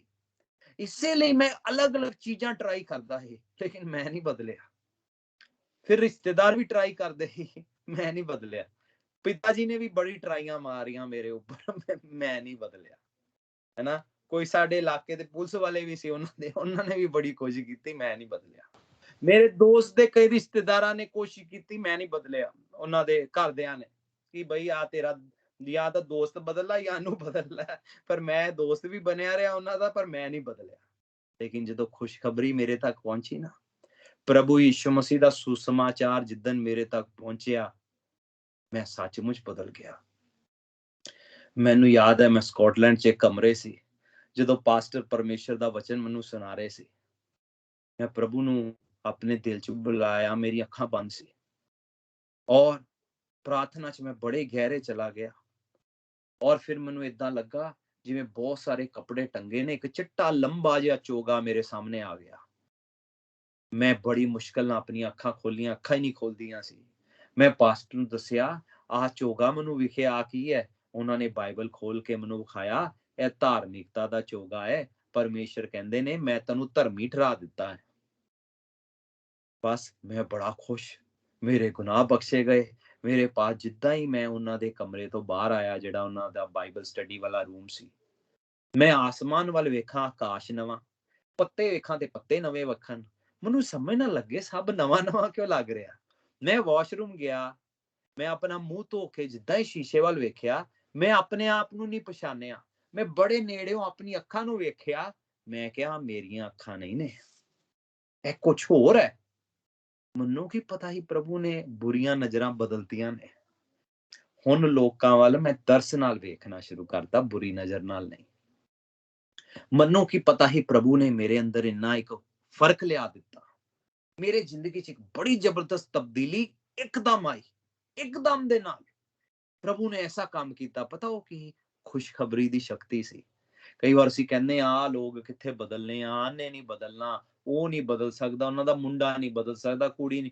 ਡੰਡੇ ਸੋਟੇ ਜੇ ਕਿਸੇ ਨੂੰ ਬਦਲਦੇ ਹੁੰਦੇ ਤੇ ਪਤਾ ਨਹੀਂ ਕੀ ਬਣ ਜਾਂਦਾ ਸਾਡੇ ਇੰਡੀਆ ਦਾ। ਆ ਖੁਸ਼ਖਬਰੀ ਬਦਲਣ ਦੀ ਸ਼ਕਤੀ ਰੱਖਦੀ ਹੈ। ਜਦੋਂ ਅਸੀਂ ਕਿਸੇ ਨੂੰ ਇਹ ਖੁਸ਼ਖਬਰੀ ਦਿੰਦੇ ਆ, ਪਰਮੇਸ਼ਰ ਦਾ ਰੂਹ ਕੰਮ ਕਰਦਾ ਹੈ ਲੋਕਾਂ ਦੀ ਜ਼ਿੰਦਗੀਆਂ ਵਿੱਚ। ਪੌਲੁਸ ਕਹਿੰਦਾ ਮੈਂ ਖੁਸ਼ਖਬਰੀ ਤੋਂ ਨਹੀਂ Hallelujah. ਡਰਦਾ। Praise God. ਬਹੁਤ ਸਾਰੇ ਲੋਕ ਇਸ ਖੁਸ਼ਖਬਰੀ ਤੋਂ ਸ਼ਰਮਾ ਜਾਂਦੇ ਨੇ। ਲੋਕ ਕੀ ਕਹਿਣਗੇ, ਦੁਨੀਆ ਕੀ ਕਹੇਗੀ। ਅੱਜ ਮੈਂ ਕਈ ਟੀਵੀ ਚੈਨਲਾਂ ਤੇ ਕੰਮ ਕਰ ਚੁੱਕਾ ਹਾਂ, ਕਈ ਜਗ੍ਹਾ ਪ੍ਰੋਗਰਾਮ ਕੀਤੇ ਨੇ, ਕਈ ਦੇਸ਼ਾਂ ਤੱਕ ਪ੍ਰੋਗਰਾਮ ਗਏ ਨੇ। ਇੰਡੀਆ 'ਚ ਅਸੀਂ ਆਪਣੇ ਚੈਨਲ ਤੇ ਕਈ ਪ੍ਰੋਗਰਾਮ ਚਲਾਏ ਨੇ, YouTube, Facebook, ਤੁਸੀਂ ਕਿਤੇ ਕਹਿ ਲਓ। ਪਤਾ ਹੈ ਕਦੋਂ ਕਿੱਦਾਂ ਹੋਇਆ? ਕਿਉਂਕਿ ਮੈਂ ਲਜਾਇਆ ਨਹੀਂ। ਪਰਮੇਸ਼ਰ ਛੋਟੀ ਛੋਟੀ ਜਗ੍ਹਾ 'ਚ ਮੈਂ ਵਫਾਦਾਰ ਰਿਹਾ। ਜਿੱਥੇ ਮੈਨੂੰ ਲੱਗਦਾ ਹੀ ਹੋ ਸਕਦਾ ਮੁਸ਼ਕਿਲ ਖੜੀ ਹੋ ਜਾਏ, ਪ੍ਰਭੂ ਦੇ ਦਿੱਤੇ ਵਿਜ਼ਡਮ ਦੇ ਅਨੁਸਾਰ ਮੈਂ ਬੋਲਿਆ, ਲੇਕਿਨ ਮੈਂ ਸ਼ਰਮਾਇਆ ਨਹੀਂ। ਦੋਸਤ ਹੱਸਣਗੇ, ਮੈਂ ਸ਼ਰਮਾਇਆ ਨਹੀਂ। ਉਹੀ ਦੋਸਤ ਜਿਨ੍ਹਾਂ 'ਚ ਮੈਂ ਸਭ ਤੋਂ ਵਿਗੜਿਆ ਸੀ, ਉਹਨਾਂ ਨੂੰ ਜਾ ਕੇ ਪ੍ਰਭੂ ਬਾਰੇ ਦੱਸਦਾ ਹੀ ਮੇਰਾ ਮਜ਼ਾਕ ਬਣਾਉਂਦੇ ਸੀ। ਦੂਸਰੀ ਵਾਰ ਫਿਰ ਮਿਲਦੇ ਹੀ ਫਿਰ ਦੱਸਦਾ ਹੀ, ਫਿਰ ਹੱਸਦੇ ਸੀ। ਮੈਂ ਕਹਿੰਦਾ ਸੀ ਤੁਸੀਂ ਜਿੰਨਾ ਮਰਜ਼ੀ ਹੱਸ ਲਓ, ਲੇਕਿਨ ਆ ਪ੍ਰਭੂ ਦੀ ਸ਼ਕਤੀ ਆ। ਮੇਰਾ ਜਿਹੜਾ ਬੈਸਟ ਫਰੈਂਡ ਸੀ, ਉਹਨੂੰ ਵੀ ਸਮਝ ਨਾ ਆਵੇ। ਪਤਾ ਇੰਗਲੈਂਡ ਆਉਣ ਤੋਂ ਥੋੜੇ ਦਿਨ ਪਹਿਲਾਂ ਉਹਦੀ ਵਾਈਫ ਦਾ ਮੈਨੂੰ ਫੋਨ ਆਇਆ। ਪਤਾ ਨਹੀਂ ਉਹਨੇ ਕਿੱਥੋਂ ਫੋਨ ਲੱਭਿਆ, ਮੈਨੂੰ ਨਹੀਂ ਪਤਾ। ਕੋਈ ਟੀਵੀ ਤੇ ਪ੍ਰੋਗਰਾਮ ਵੇਖਿਆ, ਸੋਸ਼ਲ ਮੀਡੀਆ ਤੇ ਦੇਖਿਆ, ਮੈਂ ਤਾਂ ਕਈ ਸਾਲ ਹੋ ਗਏ ਮਿਲਿਆ ਹੀ ਨਹੀਂ। ਉਹਨੇ ਮੈਨੂੰ ਕਿਹਾ ਤੁਸੀਂ ਸਾਡੇ ਘਰ ਆਓ, ਸਾਨੂੰ ਤੁਹਾਡੀ ਲੋੜ ਹੈ। ਮੈਂ ਸਮਝ ਗਿਆ ਪ੍ਰਭੂ ਕੋਈ ਕੰਮ ਕਰਨਾ। ਦੇਖੋ ਪ੍ਰਭੂ ਕਿੰਨੇ ਵਫਾਦਾਰ ਨੇ, ਜਿਹੜੇ 2002 ਚ ਮਜ਼ਾਕ ਕਰਦੇ ਹੀ 2021 ਚ ਕਹਿ ਰਹੇ ਨੇ ਸਾਡੇ ਘਰ ਆਓ, ਸਾਨੂੰ ਤੁਹਾਡੀ ਲੋੜ ਹੈ। ਮੇਰੀ ਲੋੜ ਨਹੀਂ, ਅਸਲ ਚ ਪ੍ਰਭੂ ਦੀ ਹੈ। ਲੇਕਿਨ ਪ੍ਰਭੂ ਸਾਨੂੰ ਜ਼ਰੀਆ ਬਣਾਉਂਦੇ ਨੇ, ਜਿਹਦੇ ਦੁਆਰਾ ਪਰਮੇਸ਼ਰ ਕੰਮ ਕਰਦੇ ਨੇ, ਦੁਨੀਆ ਤੱਕ ਪਹੁੰਚਦੇ ਨੇ। ਅੱਜ ਬਹੁਤ ਸਾਰੇ ਲੋਕ ਤਬਦੀਲੀ ਵੇਖਣਾ ਚਾਹੁੰਦੇ ਨੇ, ਲੇਕਿਨ ਉਹ ਤਬਦੀਲੀ ਲਿਆਉਣ ਵਾਲੇ ਪਰਮੇਸ਼ਰ ਨੇ। ਲੇਕਿਨ ਉਦੋਂ ਹੋਏਗੀ ਜਦੋਂ ਜ਼ਰੀਆ ਕਹੇਗਾ ਪ੍ਰਭੂ ਮੈਂ ਖੁਸ਼ਖਬਰੀ ਤੋਂ ਨਹੀਂ ਲੈ ਜਾਊਂਗਾ, ਮੈਂ ਤੁਹਾਡੇ ਨਾਂ ਦਾ ਗਵਾਹ ਬਣੂੰਗਾ। ਔਰ ਗਵਾਹੀ ਸਿਰਫ ਸਾਡੀ ਗੱਲਾਂ ਤੋਂ ਹੀ ਨਹੀਂ, ਗਵਾਹੀ ਸਾਡੀ ਜ਼ਿੰਦਗੀ ਤੋਂ ਹੋਈ। ਮੇਰੇ ਨਾਲ ਕਈ ਵਾਰ ਹੋਇਆ, ਮੇਰੇ ਦੋਸਤਾਂ ਨੇ ਮੈਨੂੰ ਪਰਖਿਆ, ਮੈਂ ਦੇਖਿਆ ਬੜੀ ਵਾਰ। ਕਈ ਤਰ੍ਹਾਂ ਦੀ ਗੱਲਾਂ ਜਾਣ ਕੇ ਮੇਰੇ ਸਾਹਮਣੇ ਕੀਤੀਆਂ, ਕਈ ਤਰ੍ਹਾਂ ਦੀ ਚੀਜ਼ਾਂ 'ਚ ਪਾਣਾ ਚਾਹਿਆ, ਔਰ ਮੈਂ ਸਮਝ ਗਿਆ ਮੈਨੂੰ ਪਰਖਦੇ ਪਏ ਨੇ। ਲੇਕਿਨ ਮੈਂ ਉਹ ਪਰਖ 'ਚ ਹਾਰਿਆ ਨਹੀਂ, ਕਿਉਂਕਿ ਮੇਰਾ ਪ੍ਰਭੂ ਮੇਰੇ ਨਾਲ ਸੀ। ਕਈ ਵਾਰ ਐਸੀ ਟੈਂਪਟੇਸ਼ਨ ਪ੍ਰਭੂ ਯਿਸੂ ਮਸੀਹ ਉੱਪਰ ਵੀ ਆਈ ਸੀ ਨਾ, ਤੇ ਜਿਸ ਤੋਂ ਉਹ ਉਸੇ ਤਰੀਕੇ ਜਿੱਦਾਂ ਪ੍ਰਭੂ ਜਿੱਤੇ, ਪ੍ਰਭੂ ਨੇ ਮੈਨੂੰ ਵੀ ਜਿਤਾਇਆ। ਪ੍ਰਭੂ ਨੇ ਸੋ ਖੁਸ਼, ਸਾਡੀ ਜ਼ਿੰਦਗੀ ਵੀ ਇੱਕ ਨਮੂਨਾ ਹੋਣੀ ਚਾਹੀਦੀ ਹੈ। ਸਿਰਫ ਇਹੀ ਨਹੀਂ ਕਿ ਅਸੀਂ ਪ੍ਰਭੂ ਨੂੰ ਮੰਨਦੇ ਹਾਂ ਤੇ ਜਿੱਦਾਂ ਮਰਜ਼ੀ ਦਿਲ ਕੀਤਾ ਬੋਲੇ ਤੇ ਕਹਿ ਦਿੱਤਾ ਹੈ ਨਾ। ਮੈਂ ਏਦਾਂ ਦਾ ਬੋਸ ਸੀ, ਹੁਣ ਮੈਂ ਕੀ ਦੱਸਾਂ ਤੁਹਾਨੂੰ, ਹਨਾ। ਮੈਂ ਹੁਣ ਕੀ ਦੱਸਾਂ, ਕਦੀ ਪ੍ਰਭੂ ਨੇ ਚਾਹਿਆ ਫੇਸ ਟੂ ਫੇਸ ਮਿਲਾਂਗੇ ਤਾਂ ਫਿਰ ਮੈਂ ਸਟੋਰੀ ਪੂਰੀ ਦੱਸ ਸਕਦਾ ਨਾ। ਲੇਕਿਨ ਮੇਰੀ ਜ਼ਿੰਦਗੀ ਸਭ ਕੁਝ ਬਦਲਿਆ। ਮੈਂ ਆਪਣੇ ਸੌਂਪਿਆ, ਮੈਂ ਕਿਹਾ ਪ੍ਰਭੂ ਬਸ ਹੁਣ ਤੁਸੀਂ ਮੇਰੀ ਅਗਵਾਈ ਕਰੋ। ਮੈਂ ਕੁਝ ਕਿਤੇ ਗਲਤ ਹੋ ਜਾ, ਮੇਰਾ ਕੰਨ ਰੈਡੀ ਹੈ, ਮੈਨੂੰ ਉਸੇ ਵੇਲੇ ਦੱਸਿਓ, ਕੰਨ ਖਿੱਚ ਕੇ ਦੱਸਿਓ, ਮੈਂ ਦੁਬਾਰਾ ਉਹ ਗਲਤੀ ਨਹੀਂ ਕਰੂੰਗਾ। ਪ੍ਰਭੂ ਨੇ ਮੇਰੀ ਮਦਦ ਕਰਨੀ ਸ਼ੁਰੂ ਕੀਤੀ। ਲੋਕਾਂ ਨੇ ਜ਼ਿੰਦਗੀ 'ਚ ਤਬਦੀਲੀ ਦੇਖੀ। ਕਈ ਰਿਸ਼ਤੇਦਾਰਾਂ ਨੇ ਕਿਹਾ ਆ ਯਿਸੂ ਮਸੀਹ ਦਾ ਤਾਂ ਤੇਰੇ ਪਤਾ ਨਹੀਂ, ਪਰ ਤੂੰ ਉਹ ਬੰਦਾ ਨਹੀਂ ਹੈ, ਹੈ ਨਾ। ਕਈ ਵਾਰ ਕੁਝ ਲੋਕ ਹੁੰਦੇ ਆ, ਪ੍ਰਭੂ ਨਾਮ ਲੈ ਲਿਆ, ਲੇਕਿਨ ਲੋਕੀ ਕਹਿੰਦੇ ਬੰਦਾ ਅਜੇ ਉਹੀ ਹੈ। ਜਦੋਂ ਤੱਕ ਦਾਣਾ ਮਰਦਾ ਨਹੀਂ ਹੈ, ਫਲਵੰਤ ਨਹੀਂ ਹੋ ਸਕਦਾ। ਤੁਹਾਨੂੰ ਪਤਾ ਹੈ ਪਰਮੇਸ਼ਰ ਸਾਨੂੰ ਵੀ ਮਾਰਨਾ ਚਾਹੁੰਦੇ ਨੇ। पौलुस पता की कहता है, मैं मसीह के साथ क्रूस पर चढ़ाया गया, मैं नहीं लेकिन मसीह मुझ में जीवित है। वो कहता मैं मर चुका है। ਮੈਨੂੰ ਪਤਾ ਨਹੀਂ ਇਹ ਗੱਲ ਕਿੱਦਾਂ ਸੁਝੀ। ਜਦੋਂ ਮੈਂ ਵਾਪਸ ਅੰਮ੍ਰਿਤਸਰ ਸ਼ਹਿਰ ਗਿਆ, ਮੇਰਾ ਛੋਟਾ ਨਾਮ ਪ੍ਰਿੰਸ ਹੈ, ਘਰ ਦਾ ਨਾਮ ਮੇਰਾ ਪ੍ਰਿੰਸ ਹੈ, ਤਾਂ ਮੇਰੇ ਦੋਸਤ ਨੇ ਮੈਨੂੰ ਕਿਹਾ ਤੂੰ ਉਹ ਪ੍ਰਿੰਸ ਨਹੀਂ ਹੈ। ਮੈਂ ਕਿਹਾ ਸੱਚ ਕਿਹਾ ਹੀ, ਉਹ ਮਰ ਗਿਆ, ਉਹ ਮਸੀਹ ਦੇ ਨਾਲ ਕਰੂਸ ਤੇ ਚੜਾਇਆ ਗਿਆ ਹੈ। ਉਹ ਨਹੀਂ, ਮਸੀਹ ਜੀਵਿਤ ਹੈ। ਜਦੋਂ ਤੁਸੀਂ ਪ੍ਰਭੂ ਨੂੰ ਆਪਣੀ ਜ਼ਿੰਦਗੀ ਦੇ ਦਿੰਦੇ ਹੋ, ਕੁਝ ਹੁੰਦਾ ਹੈ। ਨਵਾਂ ਜਨਮ ਕਿੱਦਾਂ ਮਿਲਦਾ ਨਾ, ਇਹ ਕਹਿੰਦੇ ਨਵਾਂ ਜਨਮ ਪਾਇਆ, ਨਵਾਂ ਜਨਮ ਪਾਇਆ। ਨਵਾਂ ਜਨਮ ਉਦੋਂ ਮਿਲਦਾ ਹੈ ਜਦੋਂ ਪੁਰਾਣਾ ਖਤਮ ਹੋ ਜਾਏ।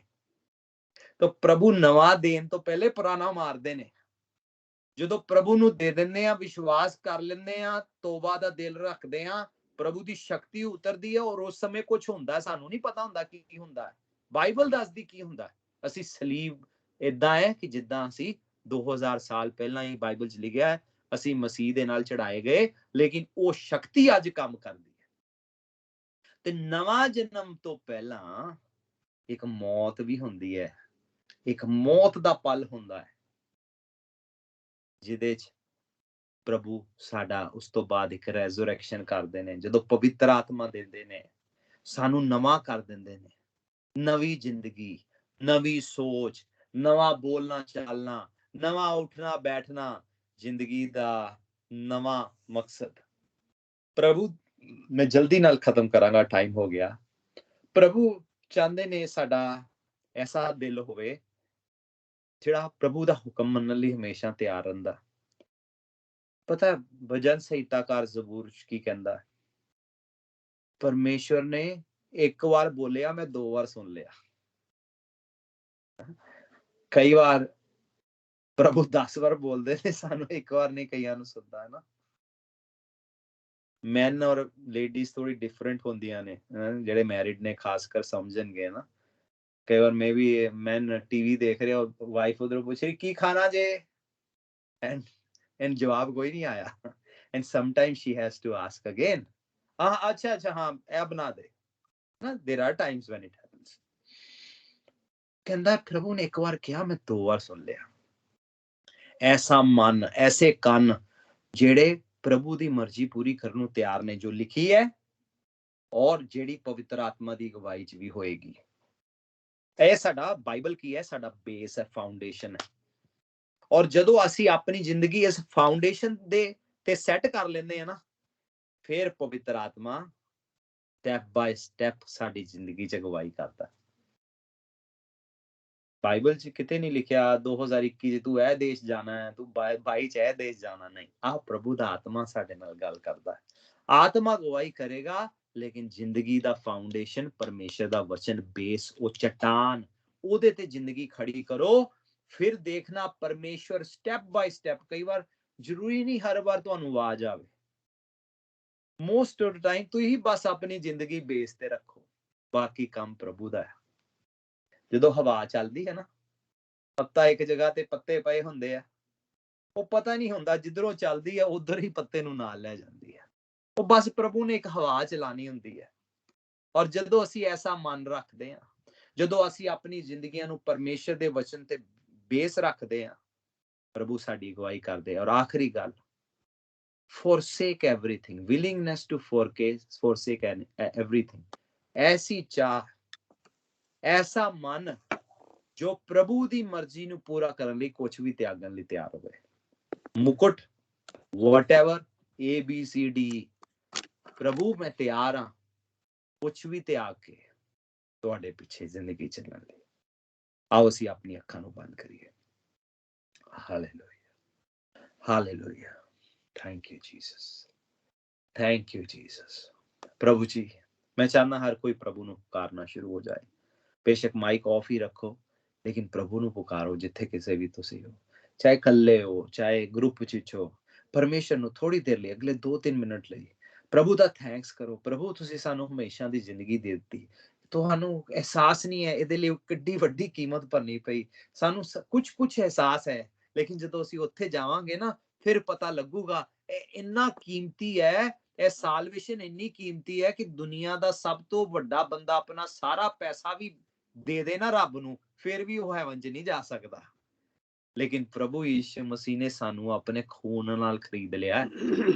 ਅਸੀਂ ਸਾਨੂੰ ਇੰਨਾ ਰਿਚ, ਇੰਨਾ ਅਮੀਰ ਬਣਾ ਦਿੱਤਾ ਹੈ ਕਿ ਜਿਹੜੇ ਸਾਡੀ ਡੈਸਟਨੀ, ਸਾਡਾ ਫਿਊਚਰ ਹੈਵਨ ਹੈ। ਹੋ ਸਕਦਾ ਹੈ ਅੱਜ ਕੋਈ ਕਵੇ ਮੇਰੇ ਕੋਲ ਇਸ ਕੰਟਰੀ ਦਾ ਵੀਜ਼ਾ ਨਹੀਂ, ਉਸ ਕੰਟਰੀ ਦਾ ਵੀਜ਼ਾ ਨਹੀਂ, ਲੇਕਿਨ ਜਿੱਦਣ ਤੁਸੀਂ ਪ੍ਰਭੂ ਨੂੰ ਜ਼ਿੰਦਗੀ ਦਿੱਤੀ, ਤੁਹਾਡਾ ਹੈਵਨਲੀ ਵੀਜ਼ਾ ਪੱਕਾ ਹੋ ਗਿਆ ਹੈ। ਅਸੀਂ ਸਾਰੇ ਮੁਸਾਫਰ, ਜਦੋਂ ਮੈਂ ਅਮਰੀਕਾ ਜਾਂਦਾ ਉੱਥੇ ਦੇਖਦਾ, ਉੱਥੋਂ ਦੇ ਲੋਕ ਵੀ ਇੰਤਜ਼ਾਰ ਕਰ ਰਹੇ ਨੇ, ਪ੍ਰਭੂ ਤੁਸੀਂ ਕਦੋਂ ਆਓਗੇ। ਇੰਗਲੈਂਡ ਚਾਹੀਦਾ, ਇੱਥੇ ਵੀ ਲੋਕੀ ਇਹ ਨਹੀਂ ਕਹਿ ਰਹੇ ਪ੍ਰਭੂ ਬਸ ਹੁਣ ਇੱਥੇ ਹੀ ਰਹਿਣ ਦਿਓ 500 ਸਾਲ। ਪ੍ਰਭੂ ਦੇ ਲੋਕ ਹਰ ਜਗ੍ਹਾ ਇੰਤਜ਼ਾਰ ਕਰ ਰਹੇ ਨੇ, ਕਿਉਂਕਿ ਉਹਨਾਂ ਨੂੰ ਪਤਾ ਹੈ ਉਹ ਜਿਹੜਾ ਘਰ ਹੈ ਨਾ, ਉਹਦੇ ਵਰਗਾ ਕੋਈ ਘਰ ਨਹੀਂ ਹੈ।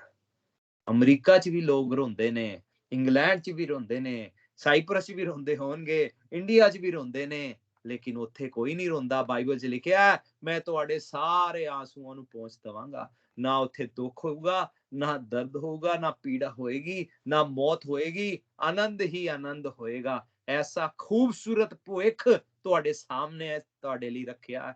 ਕਈ ਵਾਰ ਅਸੀਂ ਪੁੱਛਦੇ ਹਾਂ ਪ੍ਰਭੂ ਤੁਸੀਂ ਸਾਡੇ ਲਈ ਕੀ ਸੋਚਿਆ। ਪ੍ਰਭੂ ਕਹਿੰਦੇ ਮੈਂ ਬਹੁਤ ਕੁਝ ਸੋਚਿਆ, ਮੈਂ ਜਾ ਰਿਹਾ, ਮੈਂ ਤੁਹਾਡੇ ਲਈ ਘਰ ਤਿਆਰ ਕਰ ਰਿਹਾ ਹੈ। ਉੱਥੇ ਸੋਨਾ ਹੈ, ਉੱਥੇ ਚਾਂਦੀ ਹੈ, ਪਰਮੇਸ਼ਰ ਦੇ ਪੈਰਾਂ ਦੀ ਧੂਲ ਹੀ ਸੋਨਾ ਹੈ। ਇੰਨਾ ਖੂਬਸੂਰਤ ਭਵਿੱਖ ਸੋਚਿਆ ਪਰਮੇਸ਼ਰ।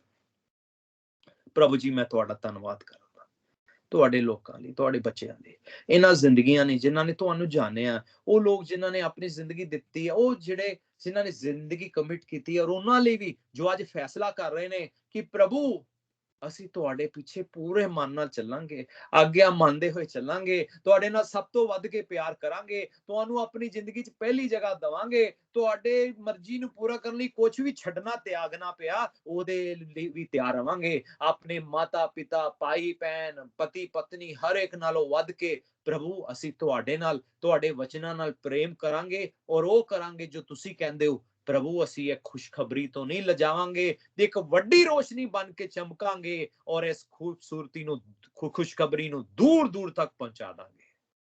ਪ੍ਰਭੂ ਜੀ ਮੈਂ ਤੁਹਾਡਾ ਧੰਨਵਾਦ ਕਰਦਾ, ਤੁਹਾਡਾ ਫਜ਼ਲ ਤੁਹਾਡੇ ਬੱਚਿਆਂ ਲਈ ਕਾਫੀ, ਤੁਹਾਡੀ ਹਜ਼ੂਰੀ ਲਈ ਧੰਨਵਾਦ। ਇਹ ਵਚਨ ਇਹਨਾਂ ਦੀ ਜ਼ਿੰਦਗੀਆਂ 'ਚ ਕੰਮ ਕਰੇ, ਔਰ ਮੈਂ ਵਿਸ਼ਵਾਸ ਕਰਦਾ ਅੱਜ ਪ੍ਰਭੂ ਅੱਜ ਜੋ ਵਚਨ ਸੁਣਿਆ ਹੈ ਇਹ ਕਈ ਗੁਣਾ ਫਲ ਇਹਨਾਂ ਦੀ ਜ਼ਿੰਦਗੀ 'ਚ ਆਏਗਾ। ਮੈਂ ਪ੍ਰਾਰਥਨਾ ਕਰਦਾ ਜਿਹੜੇ ਕੰਮ ਫਸੇ ਨੇ, ਜਿਹੜੇ ਕੰਮ ਅੜੇ ਨੇ, ਜੋ ਬੱਚੇ ਤੁਹਾਡੇ ਚਾਹੁੰਦੇ ਨੇ ਹੋਣ ਦਿਓ ਇਹਨਾਂ ਦੀ ਜ਼ਿੰਦਗੀ 'ਚ ਹੋਵੇ, ਔਰ ਹੋਣ ਦਿਓ ਇਹਨਾਂ ਦੇ ਮਨ ਵੀ ਐਸੇ ਹੋਣ ਕਿ ਪ੍ਰਭੂ ਤੁਸੀਂ ਜੋ ਕਹੋਗੇ ਅਸੀਂ ਉਹ ਕਰਨ ਲਈ ਤਿਆਰ ਹਾਂ। ਸਾਡੀ ਨਹੀਂ ਲੇਕਿਨ ਤੁਹਾਡੀ ਮਰਜ਼ੀ ਸਾਡੀ ਜ਼ਿੰਦਗੀ 'ਚ ਪੂਰੀ ਹੋਵੇ। ਅਸੀਂ ਘਟੀਏ, ਸਾਡੀ ਇੱਛਾ ਘਟੇ, ਲੇਕਿਨ ਤੁਹਾਡੀ ਇੱਛਾ ਸਾਡੀ ਮਨਾਂ ਵਿੱਚ ਦਿਨ ਪ੍ਰਤੀ ਦਿਨ ਵੱਧਦੀ ਜਾਵੇ। ਤੁਹਾਡਾ ਧੰਨਵਾਦ ਯੀਸ਼ੂ ਮਸੀਹ ਦੇ ਨਾਮ ਦੇ ਵਿੱਚ, amen. Amen, amen, amen. Recording can be stopped, and Pastor Baldev, it's yours.